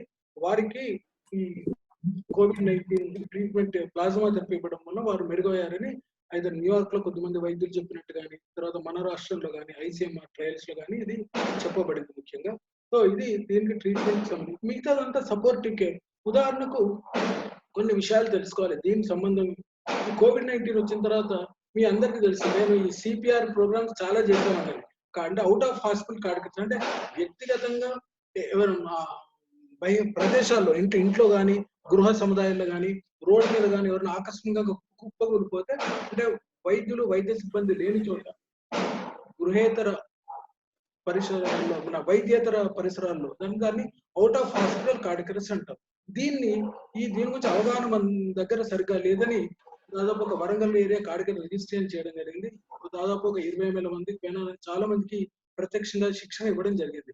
అయితే CPR ఈ కోవిడ్ టైంలో CPR చేస్తారా లేదా? మన దేశంలో అసలుకే ఎవరికి CPR అవగాహన లేదు. దీని గురించి అసలుకే CPR గురించి తెలియనప్పుడు out of hospital cardiac arrest నుంచి మన దగ్గర ఈ చైన్ ఆఫ్ సర్వైవల్ కాన్సెప్ట్ అంటే CPR కార్డియక్ అరెస్ట్ గురించి కానీ అవగాహన CPR సక్రమంగా చేయడం కానీ అంబులెన్స్ తక్షణం రావడం అంటే 6 నిమిషాల్లో రావడం కానీ ఎమర్జెన్సీకే విస్తృతంగా మన దగ్గర లేదు. అంటే అంటే సిస్టమేటిక్ గా ప్రతి ఏరియాకు ఒక ఎమర్జెన్సీ కేర్ యాక్సెస్ కానీ ఎఫోర్డబిలిటీ లేని పరిస్థితులలో కార్డియోవాస్కులర్ కేర్ అంటే యూనిఫామ్ గా అందరికి అందుబాటులో లేని వ్యవస్థలో దీన్ని గురించి పరిశోధించడం చాలా కష్టము. సో దీని గురించి యుఎస్ లో, ఇతర దేశాల్లో, ఇటలీలో, ఫ్రాన్స్ లో స్టడీ చేశారు. ఏంటంటే కార్డియాక్ అరెస్ట్ హాస్పిటల్లో కానీ బయట ప్రదేశాల్లో జరిగినప్పుడు, ముఖ్యంగా ఈ కోవిడ్ సమయాన out of hospital cardiac arrest అక్కడ చాలా ఎక్కువగా జరిగాయి. సడన్ కార్డియాక్ అది ఎందుకు జరిగింది ఏంటి అనేది వారికి మొత్తానికి సడన్ కార్డియాక్ ఎక్కువ జరిగాయి. దాని నుంచి సర్వైవల్ రేట్ కూడా COVID-19 సమయాన తక్కువగా ఉంది. ఎందుకు? ఇటలీ వ్యవస్థలో జంబార్డియానో ఏదో ఒక ప్రావిన్స్ లో వేశారు ఇటలీలో, ఫ్రాన్స్ లో, ప్యారిస్ లో ఒక స్టడీ చేశారు. ఏంటంటే అక్కడ వైద్య వ్యవస్థ ఇదివరకే పటిష్టంగా ఉంది, ఎమర్జెన్సీ కేర్ కానీ ఇవన్నీ. సో ఈ కార్డియాక్ అరెస్ట్ హాస్పిటల్ కాక ఇతర ప్రదేశాల్లో out of hospital cardiac arrest జరిగినప్పుడు అవి ఎక్కువగా అయినాయి అక్కడ. తర్వాత తక్షణమే వారికి సిపిఆర్ అందించడంలో లోపం ఉండే. ఎందుకు? కోవిడ్ వారికి ఆ విక్టిమ్ COVID-19 ఉన్నా లేకపోయినా వారికి తెలియదు కదా.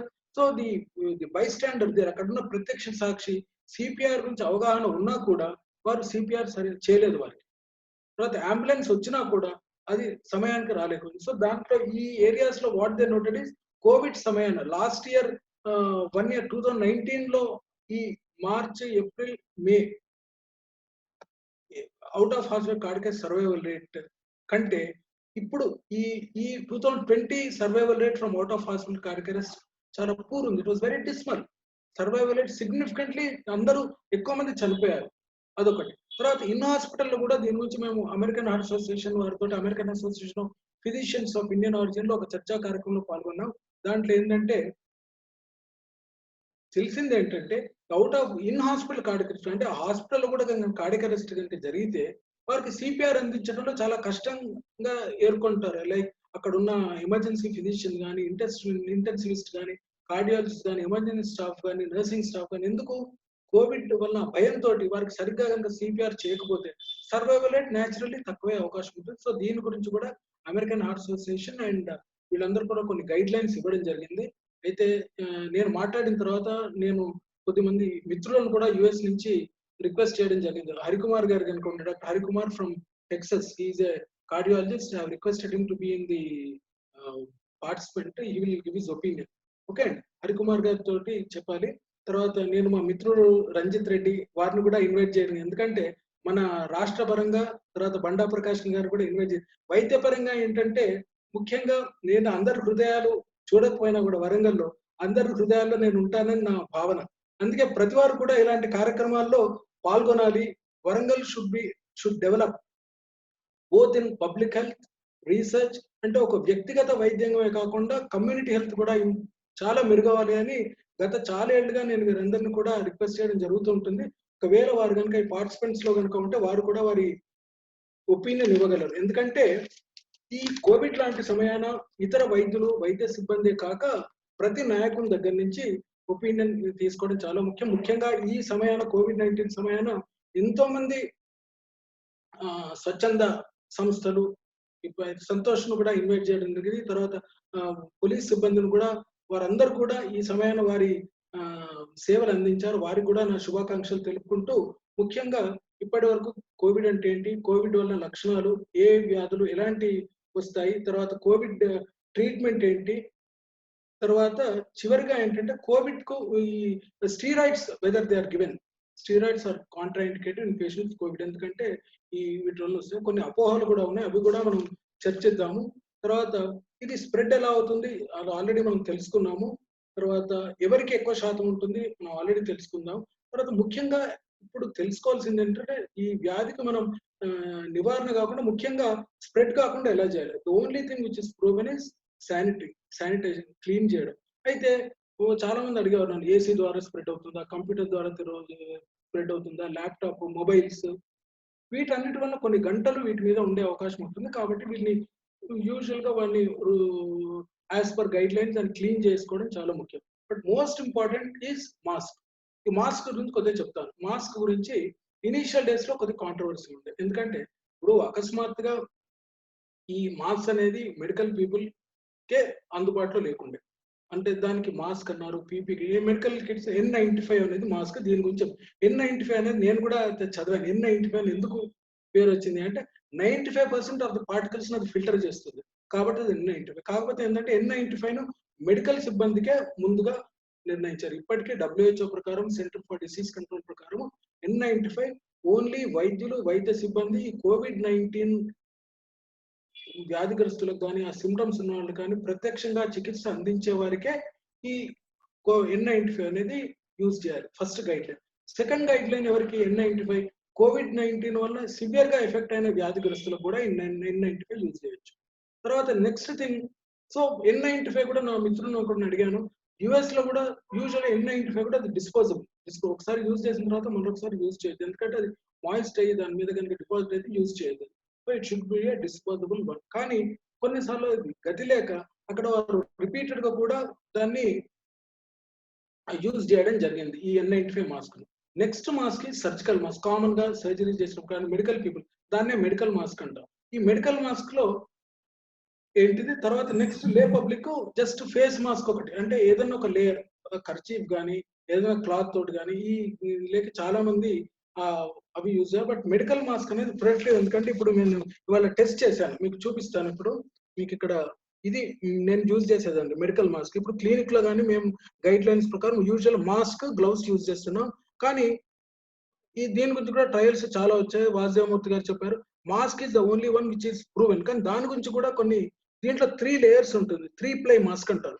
3 ప్లై మాస్క్ అంటే దీన్ని కనుక తీసేస్తే ఇది ఒకటి outer layer. Outer layer will prevent the bacteria from entering. This is water కు ఇది ఎఫెక్ట్ కావద్దు ఇది, ఎందుకంటే it should B resistant one, అంటే ఏదైనా మాయిశ్చర్ కు అగైన్. బట్ లోపల్ లేయర్ మనము తుమ్మినా దగ్గినా కూడా ఆ పార్టికల్స్ ఫేస్ కి అపోజ్ అవుతుంది కాబట్టి అది ఆ పార్టికల్స్ అనేది బయటికి రాకుండా ఈ లోపలిది ప్రొటెక్ట్ అవుతుంది.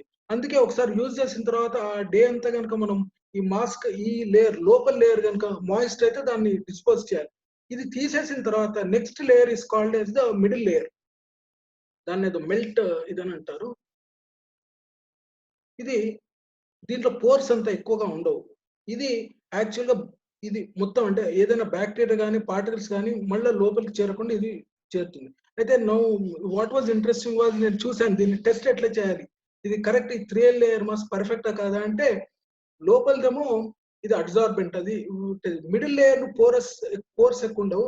దాన్ని కనుక ఒక చిన్న ఫైర్ తోటి అంటే ఒక అగ్గిపెట్టెతో ఒక అగ్గిపుల్లతోటి కనుక చేస్తే అది ఫైర్ క్యాచ్ చేయదు, ఇట్ ఓన్లీ విల్ మెల్ట్. అది నేను టెస్ట్ చేశాను. This is a middle layer. ఈ మిడిల్ లేయర్ ఒకటి ఇట్ విల్ మెల్ట్, అది మెల్ట్ అయితే కనుక అది కరెక్ట్ అని చెప్పవచ్చు. అట్లనే బయటి లేయర్ బ్లూ కలర్ వన్, అది వాటర్ తోటి చేసినా కూడా అది తడి కావద్దు, దాన్ని లాస్ట్ లేయర్ అంటారు. ఓకే, సో ఈ మధ్య లేయర్ కొద్దిమంది పేపర్ తోటి కనుక చేస్తే ఇట్ విల్ క్యాచ్ ఫైర్. అదే ఇట్లా పోరస్ మెటీరియల్ దీంతో కనుక చేస్తే అది it will only melt with fire. So ఇవి 3 లేయర్స్ ఇంపార్టెన్స్ అండి. So surgical mask, N95 mask, 95 అంటే 95% ఆఫ్ ద పార్టికల్స్ అది పర్ఫెక్ట్ గా ఫిల్టర్ చేస్తుందని దాన్ని N95 అంటారు. ఇక రొటీన్ గా అందుబాటులో లేకుంటే అయితే మొదట్లో ఇప్పుడు చాలా మంది చూస్తాను బయట N95 only medical people N95 చెప్పారు, వ్యాధిగ్రస్తులకు కూడా N95. Medical people should use a medical mask, particular those with the Covid affected. Routine people routine mask use చేసి సరిపోతుంది అన్నారు. కానీ ఈ 3 లేయర్డ్ మాస్క్ వల్లే అట్లీస్ట్ కొద్దిగా ప్రొటెక్టివ్ అవుతుంది అనేది మనకు అంచనా. కాబట్టి 3 లేయర్డ్ మాస్క్ విత్ ఇప్పుడు వైద్యులు, వైద్య సిబ్బంది ఈ PPE కిట్స్ ఎక్కువగా వాడుతుంటారు, అది చాలా ముఖ్యం. దీని గురించి ఇప్పటి వరకు మనం COVID-19 తర్వాత ఫిజికల్ డిస్టెన్సింగ్ చెప్పాను కదా. ఫిజికల్ డిస్టెన్సింగ్ అయితే ఈ లాక్డౌన్ వల్ల ఏం జరిగింది, ఫిజికల్ డిస్టెన్సింగ్ అనేది జరిగింది కాబట్టి దానివల్ల బెనిఫిట్ అయ్యిండొచ్చు అనేది మనం అనుకోవాలి. సో ఇవన్నీ కూడా ఈ COVID-19 కు సంబంధించిన కొన్ని జాగ్రత్తలు. తర్వాత దాదాపు అన్ని కవర్ చేశాను అని అనుకుంటూ, ఇప్పుడు ఈ అంటే COVID-19 అంటే ఏంటి, దానికి నిర్ధారణ ఎలా, లక్షణాలు ఎలా ఉంటాయి, దానికి చికిత్స ఇప్పుడు ఎలా ఉంది, తర్వాత ఈ ముఖ్యంగా ప్రివెంటివ్ మెజర్స్ స్ప్రెడ్ కాకుండా ఏం చేయాలి, లైక్ హోమ్ క్వారంటైన్, శానిటేషన్, తర్వాత ఈ మాస్క్స్ అనేది ముఖ్యంగా శాస్త్రీయంగా తెలిసింది.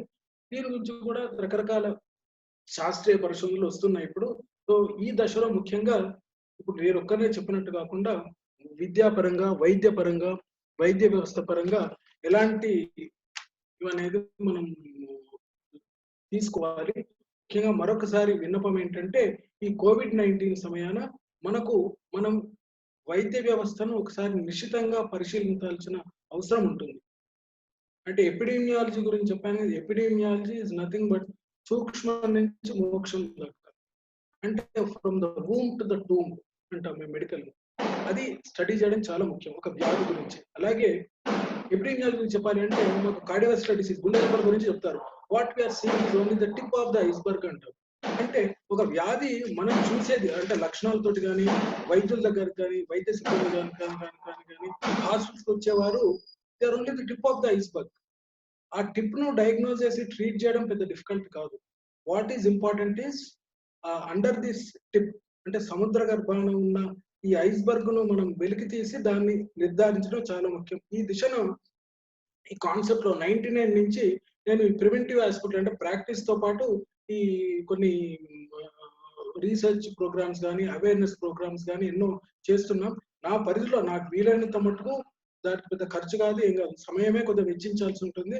దీన్ని 99 2001 నుంచి వరల్డ్ హార్ట్ డే కానీ వరల్డ్ నో టొబాకో డే కానీ ఇవన్నీ చేస్తూనే ఉన్నాం. ఎందుకు వీటి విషయాన్ని ఏంటంటే ఏదైతే చాలా చిన్నపాటిగా మొదలు పెట్టానో 2001లో వరల్డ్ హార్ట్ డే నిర్వహించడం గుండె జబ్బు నుంచి అవగాహన, 2014లో వరల్డ్ హార్ట్ ఫెడరేషన్ దాన్ని one of the cost effective innovative cardiovascular programmes in the developing country అని రికగ్నైజ్ చేయడం జరిగింది. ప్రపంచవ్యాప్తంగా అంటే ఇది ఇక్కడ ఈ పార్టిసిపెంట్స్ లో ఉన్న జూనియర్ మిత్రులు ముఖ్యంగా ఫార్మసీ స్టూడెంట్స్ కానీ మెడికల్ స్టూడెంట్స్ కానీ చాలా ముఖ్యం ఇది తెలుసుకోవడం. They have recognised as innovative programme. We have titled is అంటే వర్ధనపేట, ఏటూరు నాగరం, జన్గాం, పరకాల, మహబూబాబాద్, తర్వాత తుర్రూర్, ములుగు ఇట్లాంటి ఏరియాస్ లో కొన్ని ఏదైతే కార్యక్రమాలు వరంగల్ పట్టణంలో కాక ఇతర దీన్ని I have titled as a heart programme health education and awareness in rural Telangana. ఇది ఒక హార్ట్ డిసీజ్ అవేర్నెస్ కాదు, హెల్త్ అవేర్నెస్.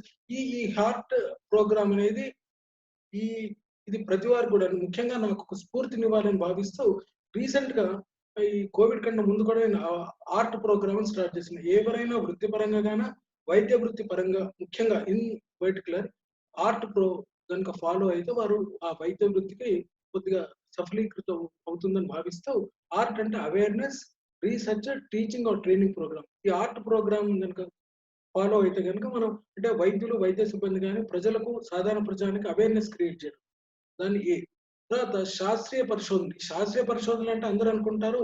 మొన్న ఏమందరూ అడిగారు డాక్టర్ శ్రీనివాస్ గారు మీరు ప్రాక్టీస్ కంటే ఎక్కువ కొద్దిగా ఈ రీసెర్చ్ కి ఎక్కువ ఇంపార్టెంట్.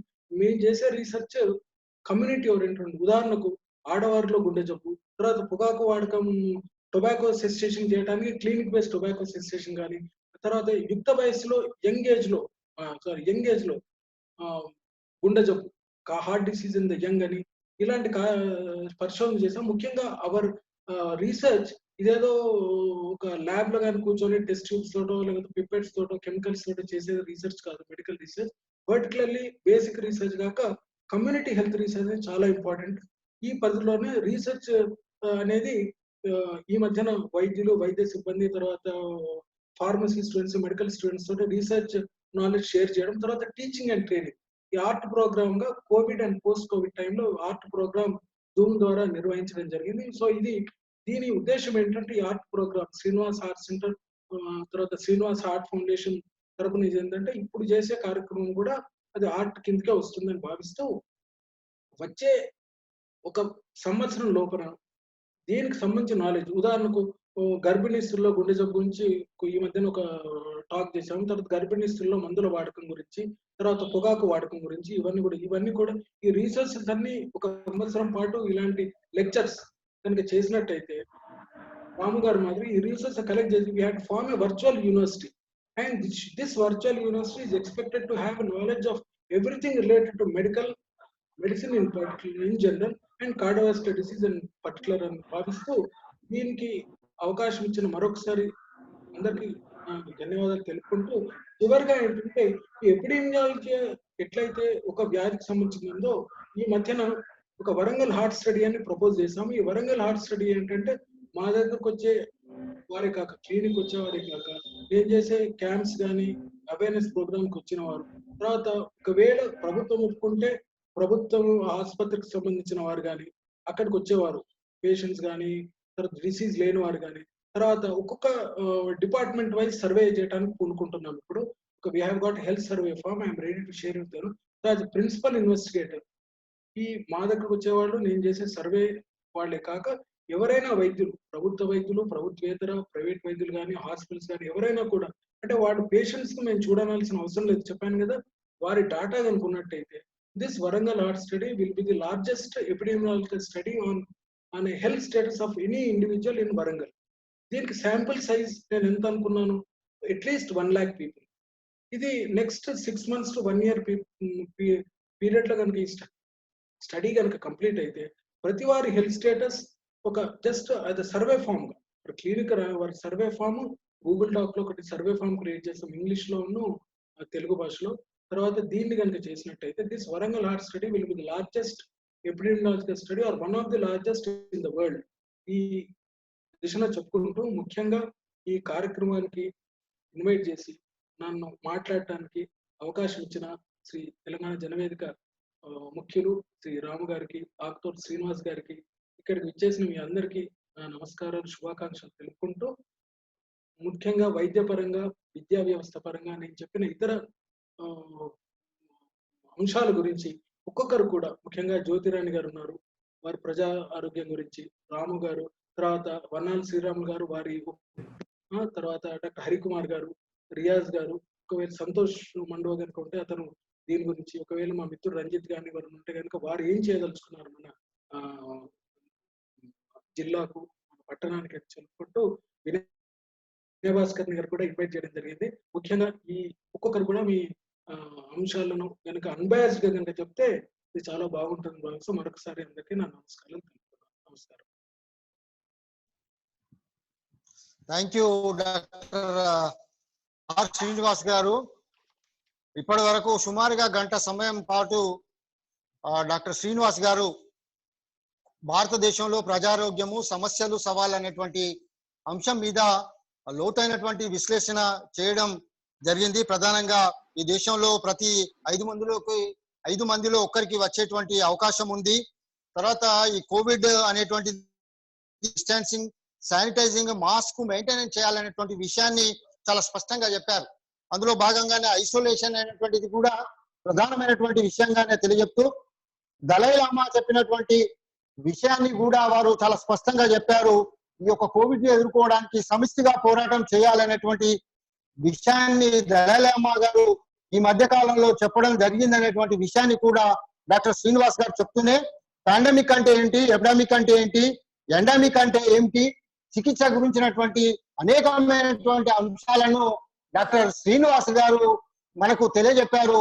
వారికి మా తెలంగాణ జనవేదిక తరఫున ప్రత్యేకమైనటువంటి ధన్యవాదాలు మీకు తెలియజేస్తున్నాం సార్. మరొక్కసారి మీకు తెలంగాణ జనవేదిక తరఫున ప్రత్యేకమైనటువంటి ధన్యవాదాలు తెలియజేసుకుంటూ ఇప్పుడు డాక్టర్ హరికుమార్ ఫ్రమ్ యుఎస్ఏ వారిని మాట్లాడవలసిందిగా doctor Harikumar from USA.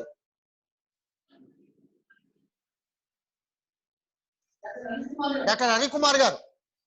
Yeah, good evening, Andy. Thank you for inviting me. Yeah, please. Yeah.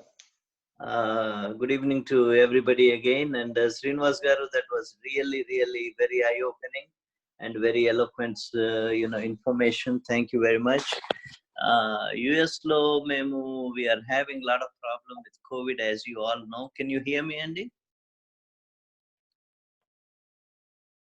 Hello. Yes, sir. వినబడుతుంది సార్, ప్లీజ్. వినిపిస్తుందండి? వినబడుతుంది please. Thank you. So US లో చాలా పెద్ద ప్రాబ్లం గా ఉందండి, మీ అందరికి తెలుసు అది. Looks like what we got is a different genotype of the virus. మన ఇండియాలో కూడా చాలా కన్సర్నింగ్ ఉందండి. Hour testing is very low, అందుకే మన నెంబర్స్ ఇంకా తక్కువ అని చూపిస్తున్నారా ఏంటి అని అనిపిస్తుంది. కానీ టెస్ట్ చేసినా కూడా ఏం చేయగలుగుతాము, ఎలా క్వారంటైన్ చేస్తాము, చేసినా కూడా ఎన్ని రోజులని క్వారంటైన్ చేస్తూ ఉంటాము, మళ్ళీ రికరెంట్ ఎక్స్పోజర్ కూడా రిస్క్ ఉంటుంది కదా అని గవర్నమెంట్ కూడా చాలా ఆలోచించి చేస్తున్నట్టుంది. మేము ఇక్కడ తీసుకునే ప్రికాషన్స్ అన్ని శ్రీనివాస్ గారు చెప్పినట్టే, యుఎస్ లో కూడా very stringent hand washing and masks and social distance అని అంటామండి. మాట్లాడేటప్పుడు చాలా ఎంత దూరంలో ఉండి మాట్లాడగలిగితే అంత తక్కువ డ్రాప్లెట్స్ మన మీద పడతాయి కాబట్టి at least 6 feet distance and some times even 12 feet distance ఉంటే మంచిది అని we are doing that. And our emphasis especially for Indian population, and there is something called metabolic syndrome. Srinivas garu very conversant with that topic, and he worked extensively on it too. Mana truncal obesity undi kadandi, mana edi central obesity ani antamu. Along with that, kodiga proneness for diabetes mellitus and also less exercise is contributing to our vulnerability. So I think we have to change the way we are living, and we have to change the way we are perceiving the things. So every day 30 to 40-minute exercise, social hand washing, and adequate sleep, and I think these all things will help.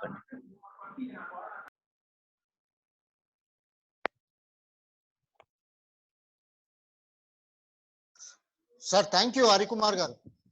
Sure. Sir, thank you, Dr. Harikumar garu. Sir, ఇంకేమైనా మాట్లాడతారా sir? మీరు ఇంకేమైనా మాట్లాడతారా? ఏం లేదు ఇదే అంటే common will help us. Thank you sir, thank you. ఇప్పుడు డాక్టర్ లక్ష్మీ ప్రసాద్ గారిని మాట్లాడవలసిందిగా వారిని. డాక్టర్ లక్ష్మీ ప్రసాద్ గారు please. Telangana జనవేదిక co convener doctor Lakshmi Prasad గారు.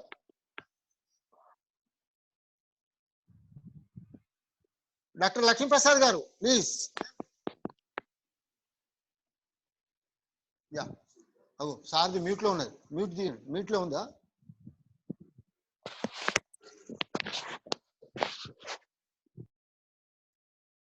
లక్ష్మీ ప్రసాద్ గారు వినబడుతుందా? ప్లీజ్, మీ వాయిస్ మాకు వినబడుతులేదు సార్. మీ వాయిస్ మాకు వినబడుతులేదు లక్ష్మీ ప్రసాద్ సార్. మీ వాయిస్ మాకు వినబడడం లేదు సార్. సార్ మీ ఆడియో కరెక్ట్ చేసుకోండి సార్. మీ ఆడియో మాట్లాడుతున్నాడు అన్నా కానీ వినబడతలేదు మనకు సార్. లక్ష్మీ ప్రసాద్ సార్, మీ వాయిస్ వినబడడం లేదు. మీ ఆడియో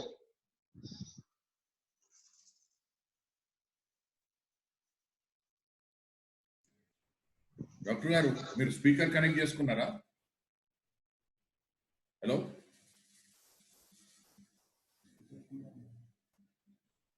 శ్రీనివాస్ గారు, ఇంకొకటి ఏంటంటే ఈ చికిత్సలో ముఖ్యంగా అంటే ఈ యాంటీవైరల్ మెడికేషన్ ముఖ్యంగా ఇవి బెడ్ రిడన్ పేషెంట్స్ ఈ COVID-19 వారిలో రక్తం గడ్డగట్టే అవకాశం ఎక్కువగా ఉంటుంది శాస్త్రీయంగా తెలుపబడింది. అంటే డీప్ వెయిన్ థ్రాంబోసిస్, కాళ్లకు సంబంధించిన వెయిన్స్ రక్తనాళాల్లో రక్తం గడ్డగట్టే అవకాశం ఎక్కువగా ఉంటుంది. కాబట్టి కన్సిస్టెంట్లీ ప్రతి వారికి కూడా హిపారిన్ అంటే రక్తం గడ్డగట్టకుండా ఇచ్చే మెడిసిన్ లో మార్కెట్ హిపారిన్ కానీ హిపారిన్ ఇవ్వడం జరుగుతుంటుంది ఇప్పుడు అంతర్జాతీయంగా అందరికీ. అంటే మన రాష్ట్రంలో కానీ దేశంలో కానీ ప్రపంచ వ్యాప్తంగా ఈ లో మార్కెట్ హిపారిన్ అనేది అందరికీ ఇస్తున్నారు. ఒకటి. ఇంకొకటి ఏంటంటే ఈ ముఖ్యంగా ఈ వరల్డ్ నో టొబాకో డే ఈ మధ్య చేసినప్పుడు పొగాకుకు ఈ కోవిడ్ కు సంబంధం ఏంటంటే గుట్కా గానీ స్మోకింగ్ గానీ చేసినప్పుడు ఈ సిగరెట్స్ కొద్దిమంది ఈ మధ్యన షేర్ చేసుకునే అంటే పాశ్చాత్య సాంప్రదాయాల్లో ఏంటంటే ఒకళ్ళు సిగరెట్స్ షేర్ చేసుకున్నా కూడా ఈ దాని ద్వారా కానీ తర్వాత గుట్కా వాడి దాన్ని ఉమ్మేసినప్పుడు ఆ ఉమ్మి ద్వారా ఆ డ్రాప్లెట్స్ వల్ల కూడా ఈ COVID-19 స్ప్రెడ్ అవుతుంది. కాబట్టి మొన్న ఈ ప్రపంచ పొగాకు వ్యతిరేకత May 31 రోజు దీన్ని ఇంకా ఈ పొగాకు సంబంధించిన లాస్ స్ట్రిక్ట్ గా అమలు చేయాలని మనం విన్నవించడం జరిగింది. కాబట్టి పొగాకును ఈ కోవిడ్ కు అదొక సంబంధం. ఇప్పుడు లక్ష్మీ ప్రసాద్ గారు ఉన్నారు, వారి ఒపీనియన్ ఇవ్వచ్చు sir. Thank you sir. Doctor Lakshmi Prasad గారు ప్లీజ్ సార్. లక్ష్మీ ప్రసాద్ గారు మళ్ళా వినపడతలేదు. లక్ష్మీ ప్రసాద్ గారు sir. Doctor Lakshmi Prasad sir, మీ ఆడియో మాకు వినబడటం లేదు సార్. మీ వాయిస్ ఫోన్ లో మాట్లాడి అక్కడ పెట్టండి, that's better. Lakshmi Prasad, make a phone call.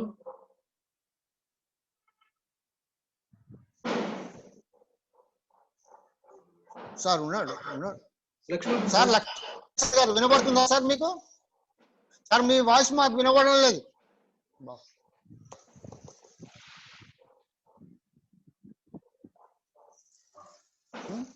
లేదు డాక్టర్ గారు, మీరు స్పీకర్ పెట్టుకున్నారా? లక్ష్మీ ప్రసాద్ సార్, మీ వాయిస్ మాకు వినబడడం లేదు. ఫోన్లో తీసుకోలేకపోతే మీ వాయిస్ మాకు వినబడతలేదు. లక్ష్మీ ప్రసాద్ ఫోన్ కాల్ తోటి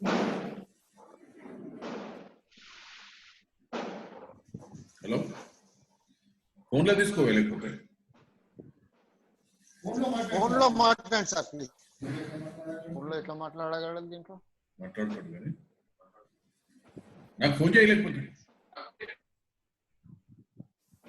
make a WhatsApp call on my phone.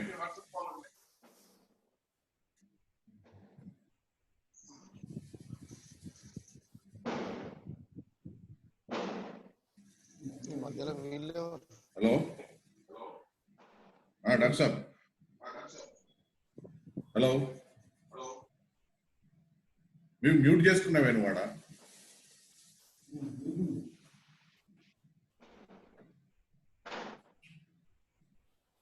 Hello phone లో మాట్లాడండి. రాము గారికి ఫోన్ చేయండి. హలో స్పీకర్ గా చేస్తారు. హలో, లక్ష్మీ ప్రసాద్ ఫోన్ చేస్తారు, అది ఫోన్ స్పీకర్ దగ్గర పెట్టండి సార్. హలో హలో, సౌండింగ్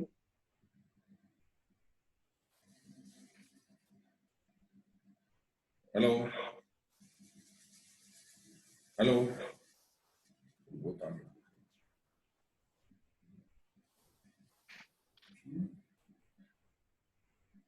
ఏమైంది? హలో, లక్ష్మీ ప్రసాద్ జాయిన్ అయ్యే లోపల ఇతరులు ఎవరైనా doctor Jagadish. Okay sir, okay okay okay. Doctor Jagadish, doctor Jagadish గారు, డాక్టర్ జగదీష్ గారు సార్, డాక్టర్ జగదీష్ గారిని మాట్లాడవలసిందిగా వారిని కోరుచున్నాను. Lakshmi Prasad Good sir evening, మళ్ళీ good evening, sir. Yeah please. Good evening. Yeah please sir. Thank you very much. నేను జూమ్ లో నన్ను కనెక్ట్ చేసినందుకు. హలో, సార్ సార్ సార్ చెప్పండి చెప్పండి ప్లీజ్. జూమ్ లో ఇన్వైట్ చేసినందుకు నన్ను థ్యాంక్ యూ వెరీ మచ్. మీకు అందరికి వినబడుతుందా సార్? వినబడుతుందండి, చెప్పండి sir. Okay okay. First time నేను జన వేదికలో అందరితో ఇంటరాక్ట్ అవుతున్నాను. శ్రీనివాస్ గారి స్పీచ్ నేను కొద్దిగా ఎక్కువ వినలేకపోయినా, నాకు కొద్దిగా ఓపిలో కూర్చొని కాన్సన్ట్రేట్ చేయలేకపోయినా, ఇప్పుడే బయటకు వచ్చిన. అయితే మీరు తీసుకున్న టాపిక్ లో కొంత నేను నాకు తెలిసిన నాలెడ్జ్ వరకు నేను షేర్ చేసుకున్నాను అనుకుంటా. కోవిడ్-19 ని మన దేశంలో అరికట్టడం నిజం కూడా ప్రభుత్వాలు సీరియస్ తీసుకుంటే సాధ్యమయ్యేదని అనుకుంటా ఉన్నాను. ఎందుకంటే మన దేశానికి వైరస్ చాలా లేట్గా ఎంటర్ అయింది. కొన్ని ప్రికాషన్స్ ఇంతకుముందు మన మిత్రులు అన్నట్టు ఈ వైరస్ ని మన దేశానికి ఎంటర్ అయ్యే సమయంలో నిజం కూడా స్పెయిన్, ఇటలీ, అమెరికా తర్వాత మన దేశానికి ఎంటర్ అయినట్టు నేను అనుకుంటా ఉన్నాను. అది వాస్తవం అనుకుంటా. మనకు ఆ దేశాల అనుభవాలు ఉన్నాయి మనకి. ఆ అనుభవాలతోటి మన దేశంలో వైరస్ ఎంటర్ కాకుండా ఈ ఫారిన్ ట్రావెలర్స్ ని రెస్ట్రిక్ట్ చేయగలిగితే,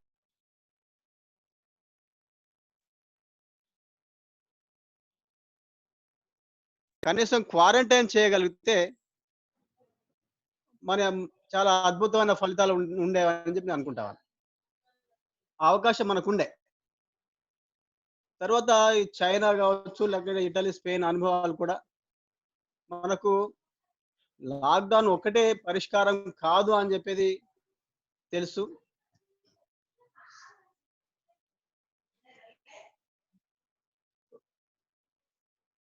isolation, tracing, testing and isolation అనేది మన WHO ప్రకటించిన, లేకుంటే అనుభవాలతోటి వాళ్ళు చెప్పిన ప్రిన్సిపల్ అది. దాన్ని మనం పాటించినా కూడా ఈ లాక్డౌన్ పీరియడ్ లో విస్తృతంగా మనం ట్రేస్ చేసి ఐసోలేట్ చేసే పరిస్థితి ఉంటే, టెస్ట్ చేసి ట్రేస్ చేసి ఐసోలేట్ చేసే పరిస్థితి ఉంటే మనకు రిజల్ట్స్ చాలా అద్భుతంగా ఉండేటి. నిజం కూడా ట్రీట్మెంట్ లేదని చెప్పి తెలుసు. మన దేశంలో ఇల్లిటరసీ ఎక్కువ ఉందని చెప్పి తెలుసు.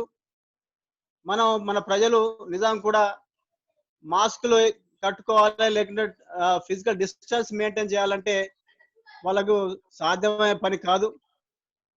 అభివృద్ధి చెందిన దేశాల్లాగా మన ప్రజలు నిజం కూడా అంత మెజర్స్ తీసుకోలేరు. కాబట్టి ముందు జాగ్రత్తలు మనం నిజం కూడా చాలా తీసుకునే అవకాశాలు ఉన్నా కూడా మనం అంటే మన రాజకీయ పార్టీలు, మన ఆ ప్రతిపక్షాలు కూడా నేను అంటా ఉన్నా, ఎందుకంటే వాళ్ళు కూడా గైడ్ చేయాల్సి ఉండే. అందరు కూడా రాజకీయ పార్టీలు అందరు కూడా నిజంగా కూడా ఇది చేయడంలో సక్సెస్ కావాలని చెప్పి నేను అనుకుంటాను. లాక్డౌన్ పీరియడ్ లో కూడా లాక్డౌన్ ఒక్కటే దానికి పరిష్కారం కాదని చెప్పి అనేక అనుభవాలు ఉన్నాయి. ఆ అనుభవాలతో కూడా మనం చాలా సమయం వచ్చింది. మనకి డబ్బులు వచ్చి ఏమన్నదంటే మనకు ప్రిపరేషన్ కొరకు మన టైం దొరికింది ఇంకా లాక్డౌన్ లో.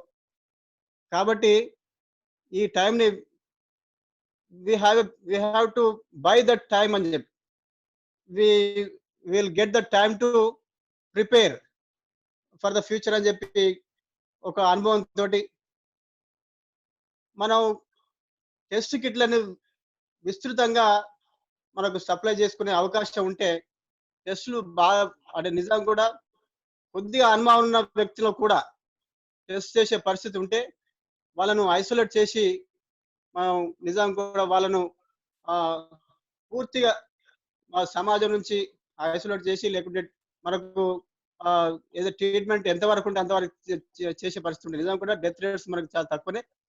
కాబట్టి ఈ అవకాశాన్ని మనం ఉపయోగించుకొని కొద్దిగా ఇప్పుడు మనకు అనుకున్న దానికంటే మంచి విజయాలు సాధించే పరిస్థితి మనకుండే. మనం దాన్ని క్రమక్రమంగా కోల్పోతా ఉన్నాం. నిజం కూడా మిగతా ఏదైతే అభివృద్ధి చెందిన దేశాల్లో ఎక్కువ మోర్టాలిటీ ఉందో ఆ దేశాల్లో సరసన చేరుకునే పరిస్థితి మనకు వస్తా ఉంది. దాన్ని ప్రివెంట్ చేసుకునే అవకాశాలు చాలా ఉన్నాయి. ఇప్పుడు భవిష్యత్తులో కూడా చేసుకోవచ్చు, కానీ మనం టెస్ట్ చేసుకోవడానికి నిజం కూడా వెనకాడుతా ఉన్నాం. దానికి కారణాలు ఇంకా ప్రభుత్వాలు బయటపట్టాల్సిన అవసరం ఉన్నది. టెస్ట్ చేయాలంటే నిజం కూడా కొద్దిగా ఆలోచిస్తా ఉన్నారు. ఆ పరిస్థితి పోవాలి. ప్రతి కాంటాక్ట్ ని ప్రైమరీ కాంటాక్ట్ వరకే లిమిట్ చేస్తా ఉన్నారు. ఇప్పుడు సెకండరీ కాంటాక్ట్స్ కావచ్చు, లేకుంటే ఇంకా టెర్షరీ కాంటాక్ట్స్ కావచ్చు, ఎవరైనా కూడా కొద్దిగా అనుమానం వచ్చి నాకు ILI లేకుంటే సారీ సిమ్టమ్స్ ఉన్నాయి అని చెప్పి ఎవరైనా వచ్చిన పేషెంట్ ని టెస్ట్ చేస్తే వచ్చే నష్టమేం లేదు. మనకు వాళ్ళను ఒకవేళ పాజిటివ్ ఉంటే మళ్ళీ వాటి కాంటాక్ట్స్ ట్రేస్ చేసి మనం ఐసోలేట్ చేసే పరిస్థితి వస్తుంది. కాబట్టి దాంతో మనకు ట్రీట్మెంట్ లేదు కాబట్టి మనం చేయాల్సిన పనులు ఇవే. మనం టెస్ట్, ట్రేస్ అండ్ ఐసోలేట్, ఈ మూడు మనం పకడ్బందీగా చేసుకుంటే నిజం కూడా ఇప్పుడు కూడా మనకి అవకాశాలు ఉన్నాయి. ప్రభుత్వాలు ఇప్పుడు లాక్డౌన్ ఎత్తేసిన తర్వాత పెళ్లిళ్ళకి పర్మిషన్స్ ఇచ్చినాయి, గుళ్ళకు పర్మిషన్లు ఇచ్చినాయి, తర్వాత ఫంక్షన్లకు పర్మిషన్లు ఇచ్చిన, ఇవన్నీ కూడా ఎప్పుడైనా కూడా ఆపేయాలి. మందుల దుకాణాలకి అంటే బ్రాండ్ షాపులకు పర్మిషన్లు ఇచ్చి మనకు నిజం కూడా ఆర్థికంగా నష్టం జరగవచ్చు, కానీ ఆర్థిక నష్టాన్ని కొంత భవిష్యత్తులో మనం ఫుల్ఫిల్ చేసుకోవచ్చు అని చెప్పి అనే ఉద్దేశంతో లాక్డౌన్ ఒకటి పెట్టేసిళ్ళు. దాన్ని నిజం కూడా లాక్డౌన్ ఏదైతే ఏ ఆలోచనతో అయితే ఇంపోజ్ చేసిలో దాన్ని మనం ఫుల్ఫిల్ చేసుకునే పరిస్థితిలో ప్రాణాన్ని కాపాడుకునే అవకాశాన్ని మనం తీసుకోవాలి. ప్రజల ప్రాణాలు ముఖ్యం అని చెప్పే ఉద్దేశంతో ఆర్థికంగా నష్టమైనా పర్లేదు కానీ అని చెప్పి లాక్డౌన్ ఇంపోజ్ చేసిండు. అదే ఆ కాన్సెప్ట్ తోటి ప్రజలు ప్రాణాలు కాపాడుకునే ఉద్దేశంతో భవిష్యత్తులో కూడా ఈ సమావేశాలకి, పెళ్లిళ్ళకి, పేరంటాలకి, తర్వాత ఈ బ్రాండ్ షాపులకి, లేకుంటే వీటన్నిటి కూడా గుళ్ళకంటే మనం అపార్థం చేసుకోవద్దు. అన్ని రకాల గుళ్ళు, మసీదులు, చర్చిలు అన్ని కూడా మూసేయాలి. ఎందుకంటే సామూహికంగా ఎక్కడ ఎవరు కూడా గుమికూడదు. దాంతో ప్రాణాలను మనం కాపాడుకోవడానికి నిజం కూడా కొన్ని సెంటిమెంట్స్ కావచ్చు, ఇవన్నీ కూడా మనం ఈ సాంప్రదాయాలని కొద్దిగా దూరంగా పెట్టుకోవాలి, అవసరం మనకు. ఎందుకంటే మనం సైంటిఫిక్ గా ఎదగాలి, చిన్న చిన్న మనం మతపరమైన వాటిని నిజంగా కూడా ఇన్ని రోజులు గుళ్ళు మూసేసుకుంటే ప్రజలు ఇంట్లో పూజలు చేసుకున్నారు, హాయిగానే ఉన్నారు, ఇబ్బందులు ఏమి లేవు. అది కంటిన్యూ చేసుకోవచ్చు. తర్వాత పెళ్లిళ్ళు కూడా ఫ్యామిలీ మెంబర్స్ వరకే వాళ్ళే చేసుకున్నారు. ఎక్కడ కూడా లాక్డౌన్ పీరియడ్ లో పెళ్లి కాలేదని చెప్పి లేదు. వాళ్ళ ఫ్యామిలీ మెంబర్స్ వరకే 2 కుటుంబాలు కూర్చొని sir thank you doctor Jagadishwar గారు. Sir thank you doctor Jagadishwar గారు. Sir thank you once again. ఇప్పుడు thank you sir, thank you very much. Doctor Lakshmiprasad గారిని మాట్లాడవలసిందిగా.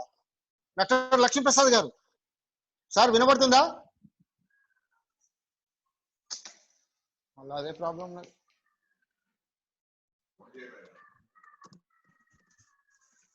సార్ వినబడతలేదు, మీ వాయిస్ మాకు వినబడతలేదు. లక్ష్మీప్రసాద్ గారు ప్లీజ్.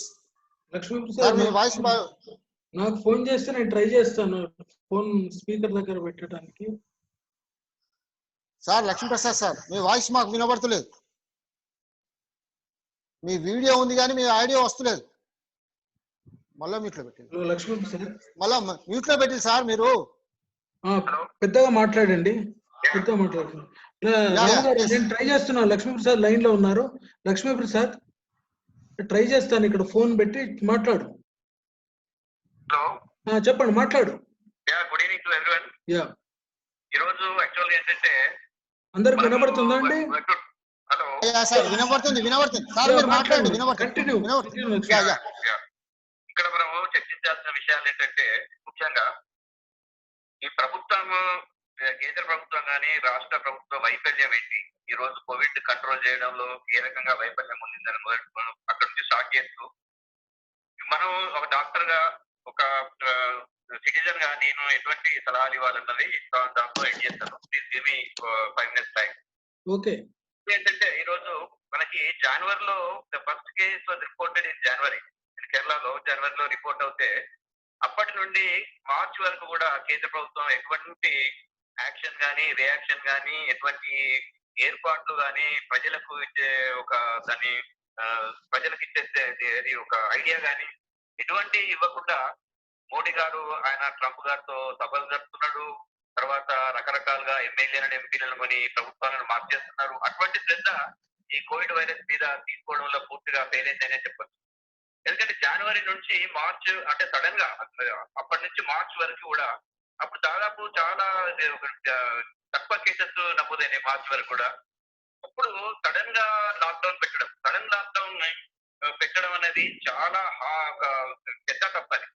అదొక భయంకరమైన నేరం కింద నేను దాన్ని తీసుకుంటాను. ఎందుకంటే ఎటువంటి ఏర్పాట్లు చేయకుండా సడన్ గా లాక్డౌన్ పెట్టడం వల్ల ఈరోజు మనం అందరం చూసాం, ఒక కోట్ల మంది మైగ్రెంట్ లేబరర్స్ రోడ్ల మీద పడి ఎటు పోలేని పరిస్థితులలో ఈ వైరస్ వృద్ధి కావడానికి కూడా అది దోహదపడింది అని చెప్పచ్చు. ఇంకొకటి ఏంటంటే సడన్ లాక్డౌన్ వల్ల ఈ ప్రభుత్వాలు కానీ దానికి సంబంధించిన ఎటువంటి ఏర్పాట్లు చేయలేదు. Lockdown is not only the treatment for the Covid virus, ఇటువంటి ఆరోగ్యకరమైన ట్రీట్మెంట్ కాదు అది. అది ఓన్లీ ద లాక్డౌన్ అన్నది some time to control the disease. ఆ టైంలో మనం ఏం చేయాలంటే ఫస్ట్ ట్రేస్ ద వైరస్, ఎవరెవరికి వచ్చే ఛాన్సెస్ ఉన్నదని ట్రేస్ చేయాలి. ట్రేస్ చేసి వాళ్ళకి టెస్ట్ చేసి వాళ్ళని ఐసోలేషన్ కానీ క్వారంటైన్ పంపించడం కానీ పాజిటివ్ ఉన్న వాళ్ళని ట్రీట్మెంట్ చేయడం కానీ జరగాలి. ఈ 3 కూడా ఎక్కడ కూడా ఈ లాక్డౌన్ పీరియడ్ లో ఇటువంటి చేసిన సంఘటనలు అనేది మన భారతదేశంలో ఎక్కడ మనకు కనిపించదు. అదే కాకుండా అప్పుడున్న ఆ టైంలో పేద ప్రజలకి కనీసము డబ్బులు ఇవ్వడం కానీ, వాళ్ళకి FCIలో కొన్ని కోట్ల విలువైన టన్నుల కొద్ది గ్రెయిన్స్ ఉన్నాయి. అవి కూడా ప్రజలకి సరఫరా చేయకుండా ఎలకలకు పురుగులు పడిపోతున్నాయి. వాటిని కనీసం పేద ప్రజలకు ఇస్తే వాళ్ళు ఆరోగ్యంగా ఉండేవాళ్ళు. ఈ లాక్డౌన్ ఉన్న టైంలో ఈ యొక్క వైరస్ వ్యాప్తిని కంట్రోల్ చేసే పరిస్థితి అనేది వచ్చేది. ఎందుకంటే ఫుడ్ లేకపోతే ఏమవుతుంది, ఫుడ్ లేకపోతే తప్పుతారు, బయటకు వస్తారు పని చేసుకోవడానికి, వైరస్ అనేది వ్యాప్తి జరుగుతుంది. అట్లా వాళ్ళకి అదొక రకమైన ఈ లాక్డౌన్ లో అదొక రకమైన తప్పది. ఇంకొకటి ఏంటంటే మనం వైరస్ వస్తున్నదని తెలుసు. వైరస్ ఎక్కడి నుంచి వచ్చింది? వైరస్ అంటే ఏరోప్లేన్స్ లో, అంటే ప్రజలు బయట కంట్రీ నుంచి వచ్చే వైరస్ అది. బయట కంట్రీల నుంచి వచ్చి ఎట్లా ఏ రూపంలో వస్తున్నదంటే అది పడవల ద్వారా కానీ ఎస్పెషల్లీ ఎయిర్పోర్ట్ విమానాల ద్వారా కానీ ప్రజలు మన భారతదేశం రావడం వల్ల ఈ వైరస్ వ్యాప్తి చెందిందని చెప్పి చైనా మొదటి నుంచి మొత్తుకుంటూనే ఉన్నది, WHO కూడా మొత్తుకుంటూనే ఉన్నది. అక్కడ మనం ఇదే ఒక శక్తితోని ఎయిర్పోర్ట్ లో కనుక కంట్రోల్ చేయగలిగితే ప్రజల్ని, ఆ వైరస్ ని కంట్రోల్ చేయగలిగితే ఈ రోజు భారతదేశంలో అసలు వైరస్ వచ్చే ప్రశ్నే ఉండదు. అటువంటిది ఏం చేయకుండా మొన్నటి వరకు కూడా అప్పటిదాకా మొదటి జనవరి, ఫిబ్రవరి, మార్చి వరకు వదిలిపెట్టండి. ఈ లాక్డౌన్ పీరియడ్ లో కూడా ఎటువంటి టెస్టింగ్ చేయలేదు, అది వదిలిపెట్టండి. మొన్న వేరే కంట్రీస్ నుంచి తీసుకొచ్చిన జనాలకు కూడా ప్రాపర్ టెస్టింగ్ కూడా లేదు. వాళ్ళు డైరెక్ట్ గా ఫ్లైట్ దిగినారు, ఫ్లైట్ దిగి వాళ్ళని ఐసోలేట్ చేసి ఒక టెంపరేచర్ లేని వాళ్ళందరినీ ఇంటికి పంపించారు. అంటే ఈ ప్రభుత్వానికి ప్రజల పట్ల అసలు శ్రద్ధ, ఆరోగ్యం పట్ల శ్రద్ధ ఉన్నదా లేదా అన్నది డౌట్ వస్తుంది. దీనికి కొన్ని కోట్ల రూపాయల ఖర్చేం కావు. ఒక ఎయిర్పోర్ట్ లో కనుక వైరస్ ని ఆపగలిగితే కొన్ని వేల మంది, సరే 1,00,000 మంది వచ్చింది అనుకోండి, అప్పటి నుంచి ఇప్పటి వరకు 1,00,000 మంది వచ్చుంటారు వేరే కంట్రీస్. 1,00,000 మందిని ఐసోలేట్ చేయడం వల్ల పెద్ద ఖర్చేం కాదు. ఇప్పుడు ఐసోలేషన్ లో కూడా డబ్బులు తీసుకుంటున్నారు కదా, ఐసోలేట్ చేస్తున్నారు. ఐసోలేషన్ కూడా వాళ్ళు లాడ్జింగ్ లో పెట్టి ప్రజల దగ్గర డబ్బులు కట్టిస్తున్నారు వాళ్ళతో. కాబట్టి ప్రజలు అదొక్క తప్పుతోని ఫ్లైట్ ఎయిర్పోర్ట్స్ లో కంట్రోల్ చేయగలిగితే ఈ రోజు వైరస్ వచ్చే ప్రశ్న లేదు. అంతేకాకుండా మనకి కోవిడ్ వైరస్ తోని ఏంటంటే భారతదేశంలో ఉన్న ఆరోగ్య వ్యవస్థ ఎంత దరిద్రంగా ఉందనేది క్లియర్ గా మనకు ప్రజలందరికీ అర్థమైంది. ఏంటంటే మొత్తం టోటల్ గా మనకు భారతదేశం మొత్తంలో కూడా only 40,000 ventilator ICU beds available ఉన్నాయి, వెంటిలేటర్స్ అవైలబుల్ ఉన్నాయి. అంటే మనకి ఎన్ని లక్షల మంది, ఒకవేళ మిలియన్స్ కొద్ది జనాలు వైరస్ వ్యాప్తి కనుక అవుతే వాళ్ళకి ఈ రోజు వెంటిలేటర్ సౌకర్యం లేదు. మనం క్లియర్ గా చూస్తున్నాం. ఎక్కడ చూస్తున్నామంటే మహారాష్ట్రలో చూస్తున్నాము, గుజరాత్ లో చూస్తున్నాము, మద్రాస్ లో చూస్తున్నాము, ఢిల్లీలో చూస్తున్నాము. వ్యాధి పడ్డ వాళ్ళకి కనీసం వెంటిలేటర్ పెట్టే పరిస్థితి ఈ రాష్ట్ర ప్రభుత్వాలు కానీ కేంద్ర ప్రభుత్వాలు కానీ చేయడం లేదనే చెప్పాలి. ఇంకోటి మొన్న రీసెంట్ గా గాంధీ హాస్పిటల్లో చూసినాం మనం. గాంధీ హాస్పిటల్లో ఎటువంటి PPE కిట్స్ లేకుండా, ఇక్కడ మేము డాక్టర్ గా మేము ప్రైవేట్ హాస్పిటల్స్ వాళ్ళని గవర్నమెంట్ హాస్పిటల్స్ కి PPE కిట్స్ ఇచ్చినాం. కొన్ని సంస్థల ద్వారా, IMA ద్వారా కానీ, న్యూరో అసోసియేషన్ ద్వారా కానీ మేము డబ్బులు వేసుకొని అక్కడ ఉన్న గవర్నమెంట్ డాక్టర్లు పనిచేసే వాళ్ళని PPE కిట్లు ఇచ్చే పరిస్థితి ఉంది. అంటే ఈ రోజు ప్రభుత్వాలు ఏం చేస్తున్నట్టు, ఇన్ని కోట్ల రూపాయల పన్నులు వసూలు చేస్తూ వాటన్నిటినీ ఇష్టం ఉన్నట్టు ఖర్చు పెట్టి కనీసం వైద్య సదుపాయాన్ని కలిగించలేని దుస్థితి ఈ భారతదేశంలో ఉన్నది. అంటే ఎంత భయంకరమైన ఆరోగ్య పరిస్థితి ఉన్నదో మనకు క్లియర్ గా ఈ కోవిడ్ వైరస్ తోని మనకు తెలుస్తున్నది. అయితే ఈ రోజు మనం ఒక డాక్టర్ గా, ఒక వ్యక్తి సిటిజన్ గా మనం ఇచ్చే అడ్వైజ్ ఏంటంటే మనమే ఐసోలేషన్ చేసుకోవాలి. మనం social distance, physical distance, I don't want call it as social distance, I want call it as only physical distance. Social distance అనేది కొన్ని సంవత్సరాల నుంచి మనం చేస్తూనే ఉన్నారు.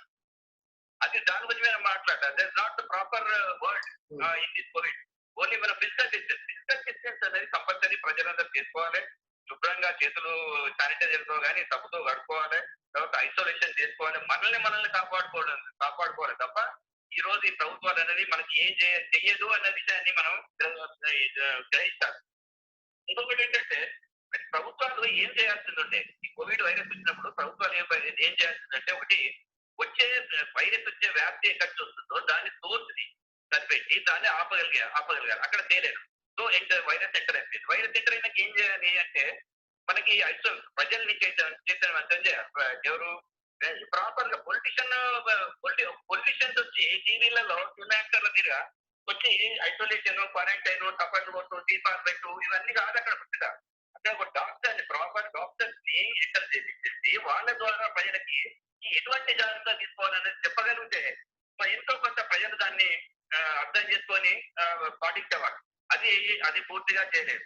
మనం ఇప్పుడు ఇంకొక విషయం ఏంటంటే, ఈ మనం రాష్ట్ర ప్రభుత్వానికి మనం చెప్పే సజెషన్ ఏంటంటే, వాళ్ళందరూ కూడా ప్రతి జిల్లాలో, ఇన్ని జిల్లాలు ఉన్నాయి, ఇన్ని జిల్లాల్లో ఎవరైతే పాజిటివ్ అనుకున్నారో అయితే సోకాల్డ్ పాజిటివ్, చాలా మంది పాజిటివ్ కేసెస్ ఉన్నాయి. ఎందుకంటే ప్రాపర్ టెస్టింగ్ లేదు, లో టెస్టింగ్ లేదు. ఇక్కడ ప్రపంచం మొత్తంలో కూడా తక్కువ టెస్ట్ చేసింది మన భారతదేశం అని చెప్పొచ్చు.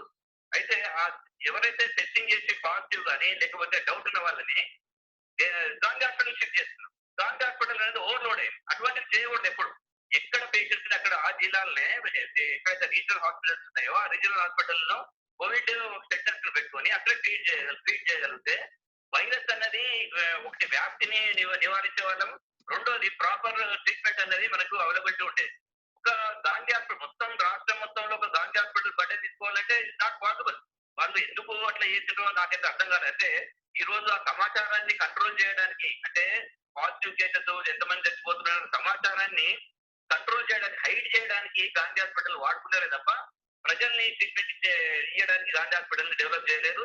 ఇంకొకటి ఏంటంటే గచ్చిబౌలిలో ఏదో హాస్పిటల్ పెట్టా అన్నారు, కొన్ని వందల కోట్లు శాంక్షన్ చేసిండ్రు, ఇంతవరకు అది దాని సంగతే లేదు.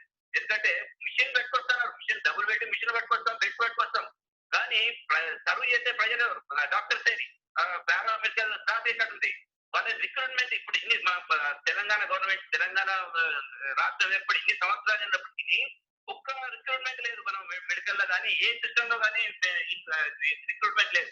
ఎస్పెషల్లీ మనకి కోవిడ్ వచ్చిన తర్వాత రిక్రూట్మెంట్ అనేది అవసరాన్ని మనం ఈ ప్రభుత్వాలు ఇప్పటికైనా గుర్తించి ఇప్పుడైనా రిక్రూట్మెంట్ చేసుకుంటే కానీ పర్మనెంట్ ఎంప్లాయీస్, నేను చెప్పేది టెంపరీ ఎంప్లాయీస్ కాదు, పర్మనెంట్ డాక్టర్స్ కానీ పారామెడికల్ వాళ్ళని ఏర్పాటు చేసుకుంటే కనీసం వాళ్ళకి ప్రజలకి ఎంతో కొంత యూజ్ అవుతుందని నా అభిప్రాయం. ఇంకొకటి ఏంటంటే ఇది అన్ని ఇప్పుడు జిల్లాలో మన రాష్ట్రానికి వస్తే ఇన్ని జిల్లాల్లో ప్రతి జిల్లాలో రీజనల్ హాస్పిటల్ ఇమీడియట్ గా కోవిడ్ సెంటర్స్ ఓపెన్ చేయాలి, ఇక్కడి పేషెంట్ ఇక్కడే పెట్టాలి. అంటే ప్రతి ర్యాండమ్ టెస్టింగ్, అంటే ఒక ఊళ్ళలో పోయి ర్యాండమ్ గా అక్కడ టెస్టింగ్ అనేది, టెస్టింగ్ రేట్ అనేది ఇమీడియట్ గా పెట్టాలి.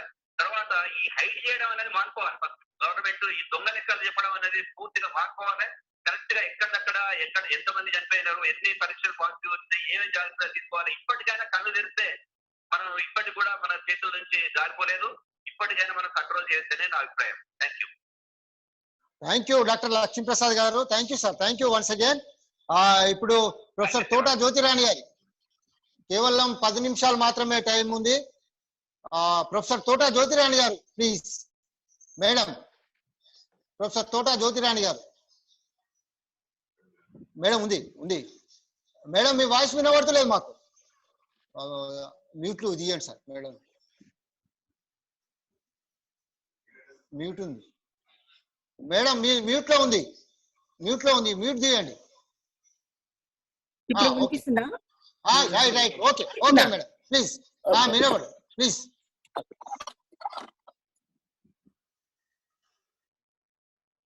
మొట్టమొదట తెలంగాణ జనవేదిక ప్రత్యేకించి రాము గారిని, ఆకుతోట శ్రీనివాసుని అభినందిస్తున్నాను. ఎందుకంటే అప్రాపరేట్ టైంలో సరైన టాపిక్, సరైన వక్తను చూస్ చేసుకోవడంలో వాళ్ళ ప్రత్యేకత ఉంది. దాన్ని నేను మనస్ఫూర్తిగా అభినందిస్తున్నా. తర్వాత ఇవాళ కీనోట్ అడ్రస్ డాక్టర్ శ్రీనివాస్ గారు, సీనియర్ కార్డియాలజిస్ట్. ఆయన అంటే వైద్యపరమైన అంశాలన్నీ కూలంకషంగా చర్చించారు. ఆయన స్వయంగా కూడా నేనేమనుకుంటా అంటే ప్రజా వైద్యుడు అనుకుంటా. ఎందుకంటే ప్రజలందరికీ వైద్యం అందుబాటులోకి రావాలని తపన పడేటువంటి వ్యక్తి.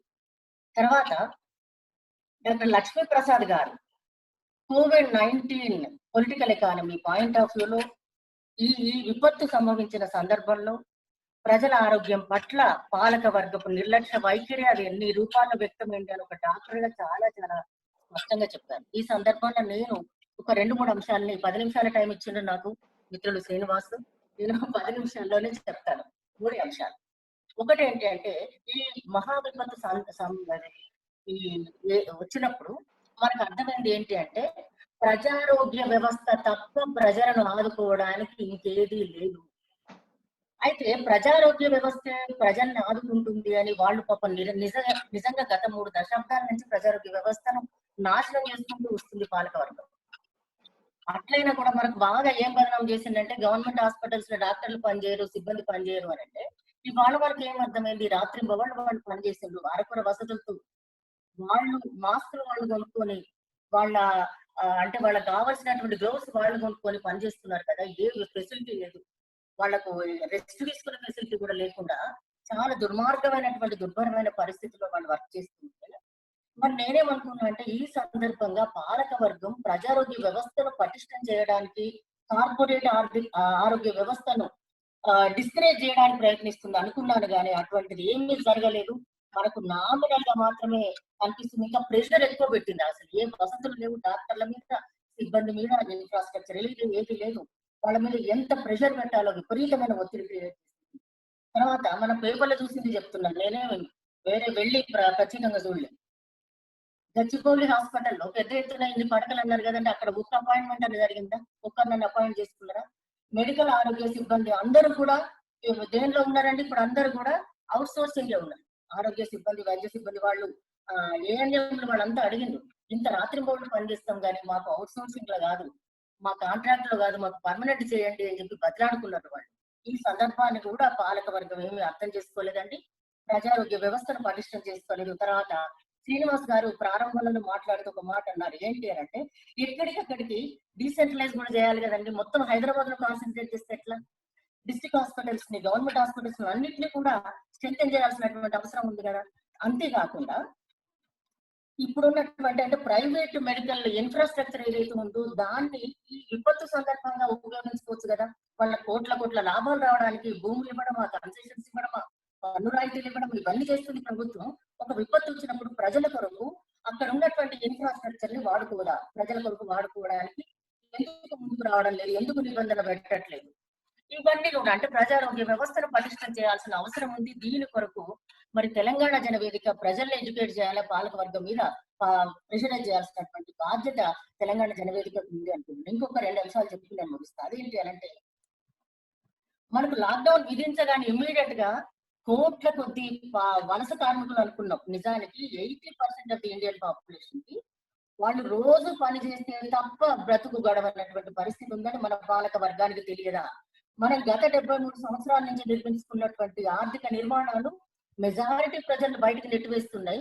ILO గత 10 సంవత్సరాల నుంచి ఇంటర్నేషనల్ లేబర్ ఆర్గనైజేషన్ చెప్తుందండి, ఏమని చెప్తుంది అంటే వల్నరబుల్ కండిషన్స్ లో more than 75% of Indian work force is working అని చెప్తుంది. more than 75% వల్నరబుల్ కండిషన్స్ లో పనిచేస్తుంది. లాక్డౌన్ అని ఇంట్లో తర్వాత నాకు చాలా సార్లు ఆశ్చర్యం ఎక్కిందండి. ఏంటి అంటే మనకి ఇమ్యూనిటీ గొప్ప అంటాము, టీబీలో మరణాల్లో మనమే ఎక్కువ ఉంటాం, మాల్ న్యూట్రిషన్ లో మనమే ముందుంటాం. మాల్ న్యూట్రిషన్ వల్ల వచ్చేటువంటి రకరకాల అబ్నార్మాలిటీస్, పిల్లల అబ్నార్మాలిటీస్ లో మనదే ఫస్ట్ ప్లేస్ ఉంటుంది.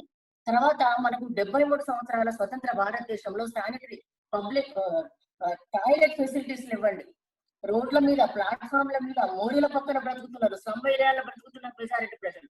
మనకి ఇమ్యూనిటీ బాగుంటుందంటే మరి ఇంత దుర్భరమైన పరిస్థితుల్లో బ్రతుకుతున్నాం కనుక ఇమ్యూనిటీ ఉంటుంది ఆటోమేటిక్ గా, మనం సచ్చినట్టు బతుకుతాం, చావకుండా బతుకుతాం కదా. ఇమ్యూనిటీ గురించి మాట్లాడతారు. తర్వాత వీళ్ళందరూ కూడా ఈ బయటికి అంటే వలస వచ్చినటువంటి కార్మికులు కావచ్చు, మిగిలిన వాళ్ళు కావచ్చు, ఎక్కడికి పోయిందంటే మళ్ళీ వాపసు బ్రతకడానికి ఇక్కడ మనుగడ కష్టమైనప్పుడు మళ్ళీ గ్రామాల్లోకి పోయింది కదా, మళ్ళీ వాళ్ళ పల్లెటూళ్ళకి పోయింది కదా. అంటే ఈ సందర్భంగా మనకి ఏం అర్థం కావాలి అంటే, ఒకటి గౌరవప్రదమైన ఉద్యోగ కల్పన అవసరం మనం దాన్ని పట్టించుకొని విన్నాడు.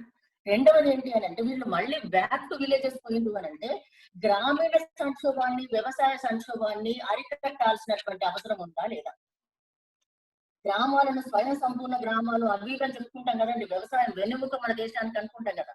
మరి వ్యవసాయ రంగాన్ని బాగుపరుచుకోవాలి, సంక్షోభం నుండి దాన్ని విముక్తం చేయాలంటే ఏ విధానాలు అనుసరించాలి, గ్రామీణ సంక్షోభం నుంచి గ్రామాలను ఎట్లా విముక్తం చేయాలి, ప్రజలందరికీ గౌరవప్రదమైన ఉపాధి కల్పించడానికి ఎటువంటి ఆర్థిక నిర్మాణాలు అవసరము, ప్రజలందరికీ ఆరోగ్యం అందుబాటులోకి రావాలంటే ఎటువంటి ఆరోగ్య నిర్మాణాలు అవసరం. ఆరోగ్య నిర్మాణాలు అంటే కేవలం హాస్పిటల్స్ కాదు, ఇందాక డాక్టర్ గారు కూడా చెప్పారు, వైద్య పరిశోధన నుంచి మొదలు పెడితే మెడిసిన్స్ అన్ని రకాలు అంటే ఆరోగ్య నిర్మాణాలకు సంబంధించినటువంటి సమస్త సకల నిర్మాణాలు కూడా మరి ప్రజలకు ఉపయోగపడే విధంగా ప్రజారోగ్య వ్యవస్థ స్ట్రెంథెన్ కావాలి. ఇవి 3 అంశాలంటే, ఒకటి ప్రజారోగ్య వ్యవస్థ స్ట్రెంథెన్ కావాలి, ప్రజలందరికీ గౌరవప్రదమైన ఉపాధి లభించాలి, వ్యవసాయ రంగము సంక్షోభం నుంచి బయటపడాలి, గ్రామాలన్నీ కూడా సంక్షోభం నుంచి బయటపడాలి. వలసలు అనేటిది ఉండనే ఉండొద్దండి. వలసలు ఎందుకు ఉన్నాయి? గ్రామాల్లో కంఫర్టబుల్ గా గౌరవప్రదంగా బ్రతికేటట్లయితే వలస ఎందుకు పోతారు జనం? అంటే వలస పోని పరిస్థితులను క్రియేట్ చేయాల్సినటువంటి అవసరం ఉందని చెప్పి ఇవాళ COVID-19 ఈ 3 సమస్యల్ని మనకు చాలా భయంకరంగా స్పష్టపరిచింది కనుక ఈ అంశాల పట్ల మరి పాలక వర్గం దృష్టిని కేంద్రీకరించాల్సినటువంటి అవసరం ఉంటది. ఆ దిశగా తెలంగాణ జనవేదిక ప్రభుత్వాన్ని ప్రెషరైజ్ చేస్తుందని, ప్రజలకు అవగాహన కల్పిస్తుందని, ప్రజలను చైతన్యవంతం చేసి సమీకరిస్తుందని చెప్పి ఈ దిశగా తెలంగాణ జనవేదిక సీరియస్ గా వర్క్ చేస్తుందని ఆశిస్తూ నా అభిప్రాయాన్ని పంచుకోవడానికి, నా ఆలోచనలు పంచుకోవడానికి అవకాశం ఇచ్చినందుకు మరొకసారి తెలంగాణ జనవేదికకు, దీనిలో ఇవాళ పార్టిసిపేట్ చేస్తున్న అందరికీ, మిత్రులందరికీ కూడా కృతజ్ఞతలు తెలియజేస్తాను. థ్యాంక్ యూ ప్రొఫెసర్ జ్యోతిరాణి గారు. ఇప్పుడు కేవలం మిత్రులు అందరూ గమనించగలరు, ఇది జూమ్ మీటింగ్ కాబట్టి కేవలం చివరి 5 నిమిషాలు మాత్రమే ఉంది. డాక్టర్ రియాజ్ గారిని మాట్లాడవలసిందిగా వారిని ఆహ్వానిస్తున్నాను. డాక్టర్ రియాజ్ గారు, డాక్టర్ రియాజ్, డాక్టర్ రియాజ్, రియాజ్ గారు, doctor Riyaz. Okay, thank you doctor Riyaz గారు. డాక్టర్ రమా గారు ప్లీజ్, రమా గారు ప్లీజ్, మేడం వి రమా గారు. Good evening to all of you sir. మంచి టాపిక్ ని మీరు సెలెక్ట్ చేశారు సార్. రియల్ గా చెప్పాలి అంటే తెలంగాణ జనవేదిక ఈ ప్రజారోగ్య సమస్యను ప్రజలందరిలో కూడా అవగాహన తెచ్చే విధంగా ఇంకా ఇలాంటివి ఇక ముందు కూడా కంటిన్యూ చేయాలని నేను కోరుకుంటున్నాను సార్. నిజానికి గవర్నమెంట్ ఫ్యూ కేసెస్ ఉన్నప్పుడు లాక్డౌన్ ప్రకటించి అన్ని కేసెస్ ఉన్నప్పుడు అసలు ఎంత జాగ్రత్త తీసుకోవాల్సిన టైంలో, ఎంతో జాగ్రత్త తీసుకోవాల్సిన టైంలో అన్నిటికీ పర్మిషన్స్ ఇవ్వడము హాస్యాస్పదంగా నేను అనుకుంటున్నాను. ఎంత ఈ పాండమిక్ అని తెలుసు, లక్షల మంది చనిపోతున్నారని తెలుసు, అది ఇండియాకి వస్తే నిజానికి 130 crores ఉన్న పాపులేషన్ ని ఎలా అసలు మనకు హాస్పిటల్ ఫెసిలిటీస్ లేనే లేవు. ఒక యాక్చువల్ గా 10,500 మందికి ఒక్క డాక్టర్ ఉన్నాడు అంటే దాని గురించి మనం ఆలోచించవచ్చు. ఫర్ ఎగ్జాంపుల్ ఇక్కడ ఎంజిఎం హాస్పిటల్లో 1200 బెడ్ హాస్పిటల్ ఎన్ని డిస్ట్రిక్ట్స్ కి నుంచి ప్రజలందరూ వచ్చి చెక్ చేసుకుంటున్నారో మనందరికి తెలుసు. ఇదంతా పక్కన పెడితే Telangana government only Gandhi hospital ని పెట్టడం మాత్రము మేడం చెప్పినట్టుగా నేను దాన్ని యాక్సెప్ట్ చేయలేకపోతున్నాను. ఎందుకు డీసెంట్రలైజ్ చేయలేకపోతున్నారు? ఈచ్ డిస్ట్రిక్ట్ లో ఈ COVID-19 కాదు, ఇన్ ఫ్యూచర్ లో ఎటువంటి సమస్యలు ఏ వచ్చినా కూడా సీరియస్ గా తీసుకోవాల్సిన అవసరం ఉంది అని నేను అనుకుంటున్నాను. ఎందుకంటే ఒక డీసెంట్రలైజేషన్ ఉండాలి, ప్రజలకు అసౌకర్యం ఏమాత్రం ఉండొద్దు. ఒకవేళ లాక్డౌన్ ఎత్తి తీసేస్తే కూడా ఖచ్చితంగా టెంపుల్స్ ని స్టాప్ చేయాల్సిన అవసరం ఉంది, మ్యారేజ్ ఫంక్షన్స్ ని స్టాప్ చేయాల్సిన ఉంది, లిక్కర్ షాప్స్ ని ఇమీడియట్ గా క్లోజ్ చేయాల్సిన అవసరం ఉంది. వీటన్నిటిని గవర్నమెంట్ ఎందుకు ఆలోచించలేకపోతుంది అని నేను అంటే అనుకుంటున్నాను సార్ చెప్తున్నారు. డాక్టర్ ఆర్ శ్రీనివాస్ గారు, అసలు రియల్ గా చెప్పాలి అంటే కోవిడ్ వచ్చింది అంటే ఇమీడియట్ గా ఏవేవి ఇంపార్టెంట్ ఆర్గాన్స్ ఇంపాక్ట్ అవుతాయో తెలుసు కదండి. Heart is playing very important role sir చెప్పినట్టుగా.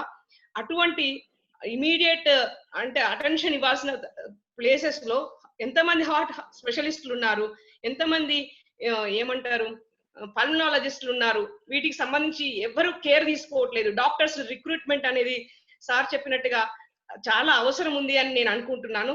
ఇమీడియట్ గా పారామెడికల్ స్టాఫ్ ని, డాక్టర్స్ రిక్రూట్మెంట్ గవర్నమెంట్ దీని గురించి ఆలోచించాల్సిన అవసరం ఉంది.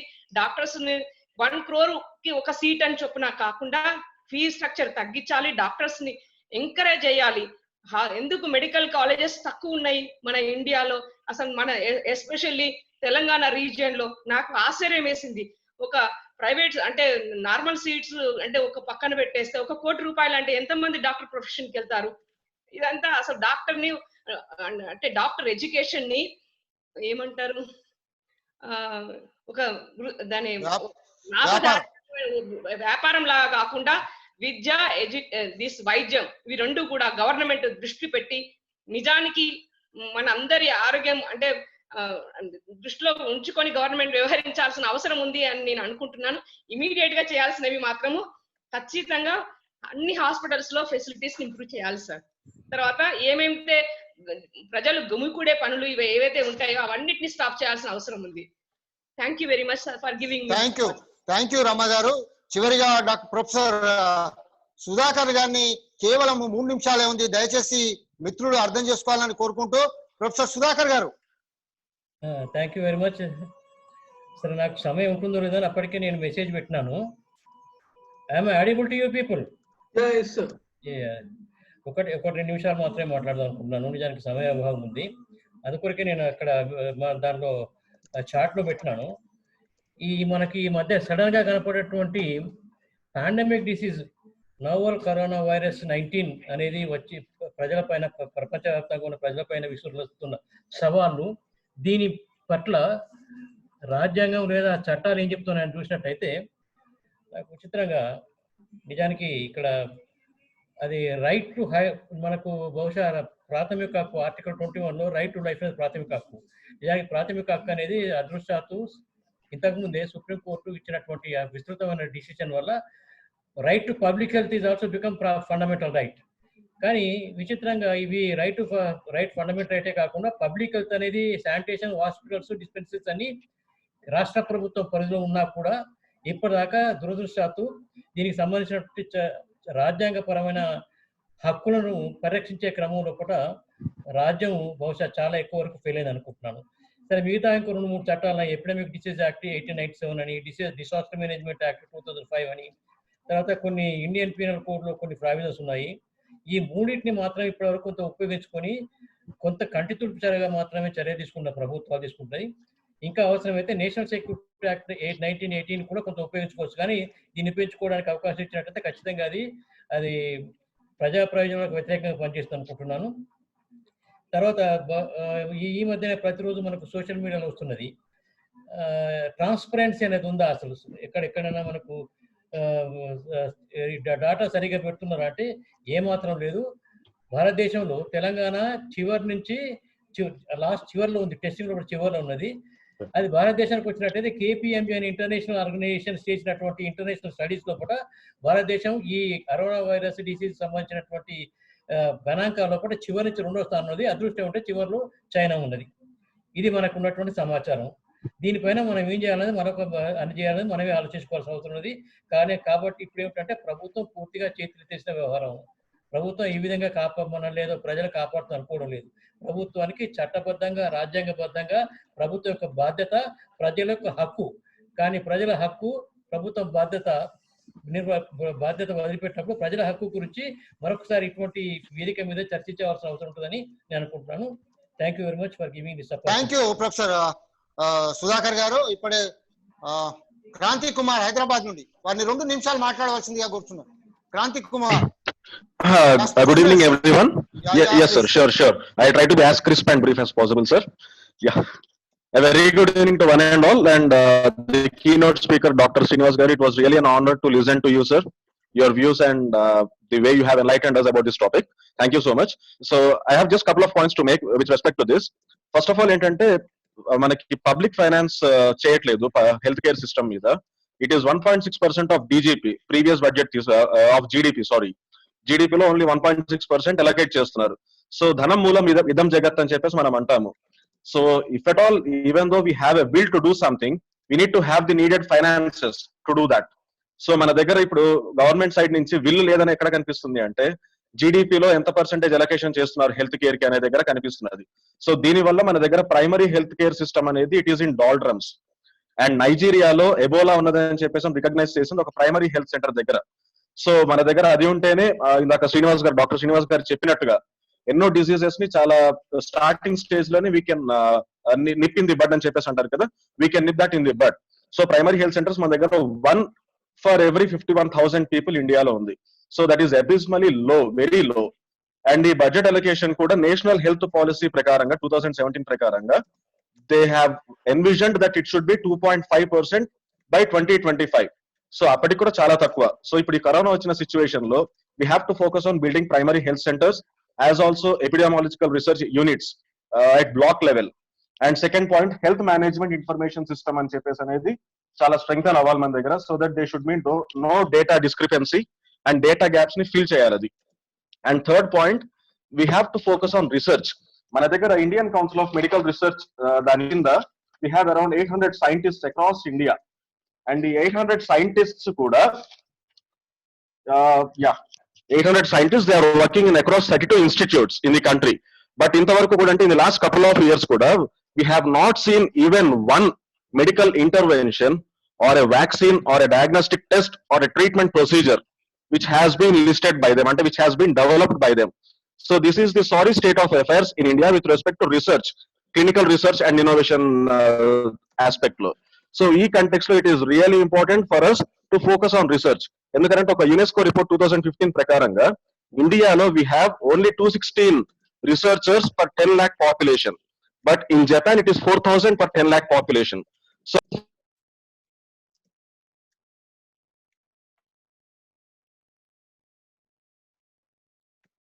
they have developed their own testing kits ఈ COVID-19 రాగానే. బట్ మనం ఇంతవరకు టెస్టింగ్ కిట్స్ కోసం బయట నుంచి ఇంపోర్ట్ చేసుకునే స్టేజ్ లో ఉన్నాం. So we have to focus on research, we have to allocate more funds for public health care system, and we have to focus on primary health center.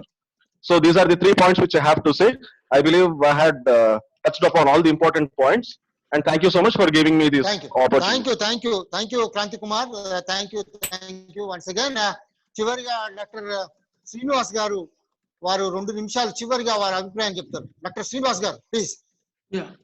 ఇది actually Covid కు సంబంధించి ముఖ్యంగా ఏంటంటే ఒకటి ఈ వైద్యుల మీద అటాక్స్ ఓవర్ డాక్టర్స్. ఇది ఈ పర్సన్ రీసెంట్ గా గాంధీలో చూసాం కదా, ఏ వ్యవస్థ ఉన్నా కూడా, ఏ ప్రభుత్వం ఉన్నా, ఏ రాజకీయ వ్యవస్థ ఉన్నా కూడా వైద్యుల మీద, ఉదాహరణకు ఈ పోస్ట్ గ్రాడ్యుయేట్స్ మీద అటాక్స్ అనేది, స్టూడెంట్స్ మీద, హౌస్ సర్జన్స్ మీద అటాక్ అనేది చాలా దట్స్ ఇంటాలరబుల్ థింగ్. ఒక వైద్యునిగా నేను ఐఎంఏ తరపున కాకపోయినా దీనికి ఐఎంఏ కానీ గవర్నమెంట్ డాక్టర్ ఎవరు కూడా స్పందించారంటే అక్కడ డాక్టర్ ఏ వైద్యుడు కూడా ప్రజలకు నిర్లక్ష్యంగా వ్యవహరించే సిస్టమ్ ఉండదు. కాకపోతే ఏంటంటే this has to be dwelt in a different perspective. అక్కడ ఒక సిస్టమ్ లో నర్సింగ్ స్టాఫ్ కానీ, ఇన్అడక్వేట్ స్టాఫ్ కానీ, ఇతర వైద్య వ్యవస్థ కనుక ఇంప్రూవ్ చేయడానికి కనుక హెల్త్ అడ్మినిస్ట్రేషన్ కానీ, ఉదాహరణకు ఈ హెల్త్ అడ్మినిస్ట్రేషన్ కానీ due respect system, health secretary కానీ ఎవరైనా కూడా ఈ హెల్త్ కేర్ అడ్మినిస్ట్రేషన్ లో కింది నుంచి పై వరకు ఉన్నవాళ్ళు కూడా they SIT in AC rooms, they never attend to the problems of the doctors at the ground level. Not only doctors, every medical system లో అక్కడ ఉన్న ఆ సిస్టమ్ లో ఉదాహరణకు ఒక క్యాజువాలిటీలో అన్ని అంటే ఉదాహరణకు అక్కడ క్యాజువాలిటీలో అందరికి పీపీ కిట్స్ ఉన్నాయా, సో ఉదాహరణకు కోవిడ్ టైంలో కాకుండా అక్కడ ఉన్న వ్యవస్థలో వారందరికీ సదుపాయాలు సరిగ్గా ఉన్నాయా, whether the sufficient staff is there or not, అక్కడ ఉన్న ఎక్విప్మెంట్ స్టెథోస్కోప్ నుంచి, బీపీ ఆపరేటర్స్ నుంచి, డిఫిబ్రిలేటర్ దగ్గర నుంచి, వెంటిలేటర్ కేర్, క్యాజువాలిటీ నుంచి ప్రతి ఐసీసీయూలో ఉన్న వ్యవస్థ ఉందా లేదా అనేది కనుక ఎవరు కనుక సజెస్ట్ చేస్తే, whether funds are really used perfectly or not కనుక ఆలోచిస్తే, ఐ థింక్ దీనికి నర్సింగ్ స్టాఫ్ కానీ, అక్కడ ఉన్న గ్రౌండ్ లెవెల్ ఉన్న హౌస్ సర్జన్స్ కానీ, పీజీస్ కానీ దే ఆర్ బేరింగ్ ది బ్రత్.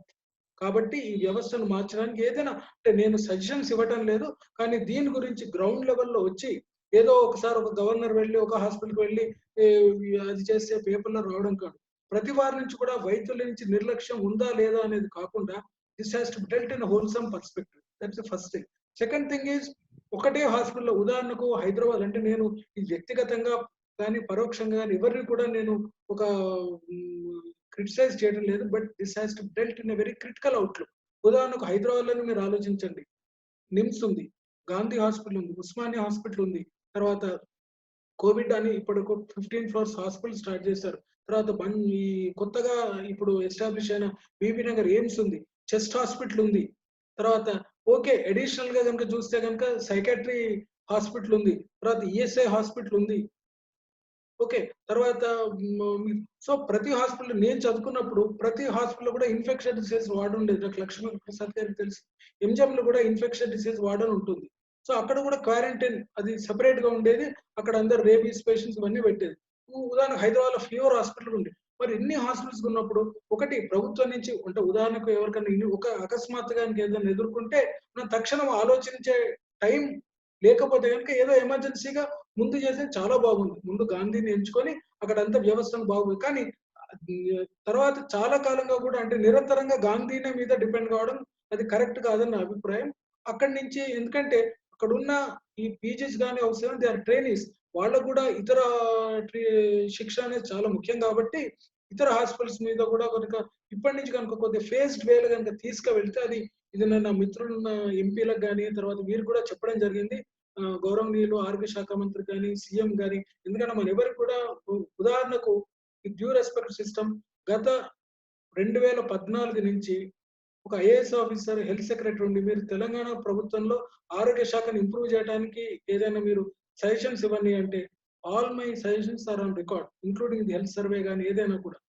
అట్లాంటి ఎన్ని ఈమెయిల్స్ కానీ అఫీషియల్ గా ఇచ్చినా కూడా ప్రభుత్వానికి, సీఎం కు, హెల్త్ సెక్రటరీకి, డైరెక్టర్ ఆఫ్ మెడికల్ ఎడ్యుకేషన్ గాని, హెల్త్ మినిస్టర్ గాని, తర్వాత డిస్ట్రిక్ట్ కలెక్టర్ గాని, డిఎంఎన్హెచ్ఓ గాని, ఎంజిఎం సూపరింటెండెంట్ గాని, దురదృష్టవశాత్తు దేని దానికి కూడా మనకు అది రిప్లై ఉండదు. So we have to bear with the masterly inactivity of the system some times. The masterly inactivity అనేది మెడికల్ గా ఒక పదం. కొన్నిసార్లు చాలా బాగా పనిచేస్తుంది ఆ మాస్టర్లీ ఇన్యాక్టివిటీ, కొన్నిసార్లు అది పనిచేయకపోవచ్చు. ముఖ్యంగా ఈ వేదిక ద్వారా నా విన్నపం ఏంటంటే, మనం ఏదో చాలా గ్రేట్ గా చేస్తున్నాం అనేది కాదు, కానీ ప్రభుత్వంలో కొద్దిమంది సిబ్బంది సజెషన్స్ నే ప్రభుత్వం తీసుకుంటుంది. ఉదాహరణకు ఎలాంటి మనం రీసెర్చ్ చేసినా, ఎలాంటివి చేసినా గ్రౌండ్ లెవెల్లో ఉదాహరణకు డిస్ట్రిక్ట్ కలెక్టర్ దగ్గరికి వెళ్ళి దోమల గురించి, పొగాకు వాడకం గురించి, సిపిఆర్ అందరికి నేర్పడం గురించి, ముఖ్యంగా దోమల గురించి ఇలాంటి నా వార్నింగ్ ఏంటంటే, హెల్త్ కేర్ సిస్టంలు దోమలు ఈ పరాభవాన్ని ఇవి గుర్తుంచుకుంటాయి. కోవిడ్ కే మీరు చాలా ఎక్కువ ఇస్తున్నారు, ఇన్నేళ్లుగా నేను కుడుతున్నా కూడా కనీసం నన్ను పట్టించుకోవడం లేదు. డెఫినెట్ గా అవి విజృంభించే అవకాశం ఉంటుంది. We have got National Vector Control Programme. దాంట్లో దోమల వ్యవస్థ గురించి ఎన్నోసార్లు మున్సిపల్ కమిషనర్ కు, కలెక్టర్ కు ఇస్తే ఇవి పట్టించుకోవడం లేదు. సో మనం ప్రజారోగ్య వ్యవస్థ పట్టించుకోవడంలో కోవిడ్ ఒక్కటే కాదు, కోవిడ్ నేర్పిన పాఠాలను కూడా మనం గుర్తించుకొని ఆరోగ్య శాఖ వ్యవస్థను కింద నుంచి పై వరకు కూడా మనం కనుక డెవలప్ చేసి దీంట్లో ఒక చికిత్సనే కాక నివారణ, తర్వాత అందరికి కూడా శిక్షణ ఇవ్వడం కనుక గుర్తుంచుకుంటే ఈ మన ప్రజారోగ్య వ్యవస్థ వ్యక్తిగతంగానే కాక వ్యక్తిగత ఆరోగ్యమే కాక ఒక కమ్యూనిటీ హెల్త్ ను కూడా ఇంప్రూవ్ చేసే అవకాశం ఉంటుంది భావిస్తూ అందరికీ నా నమస్కారం. Thank you sir, thank you doctor Srinivas గారు.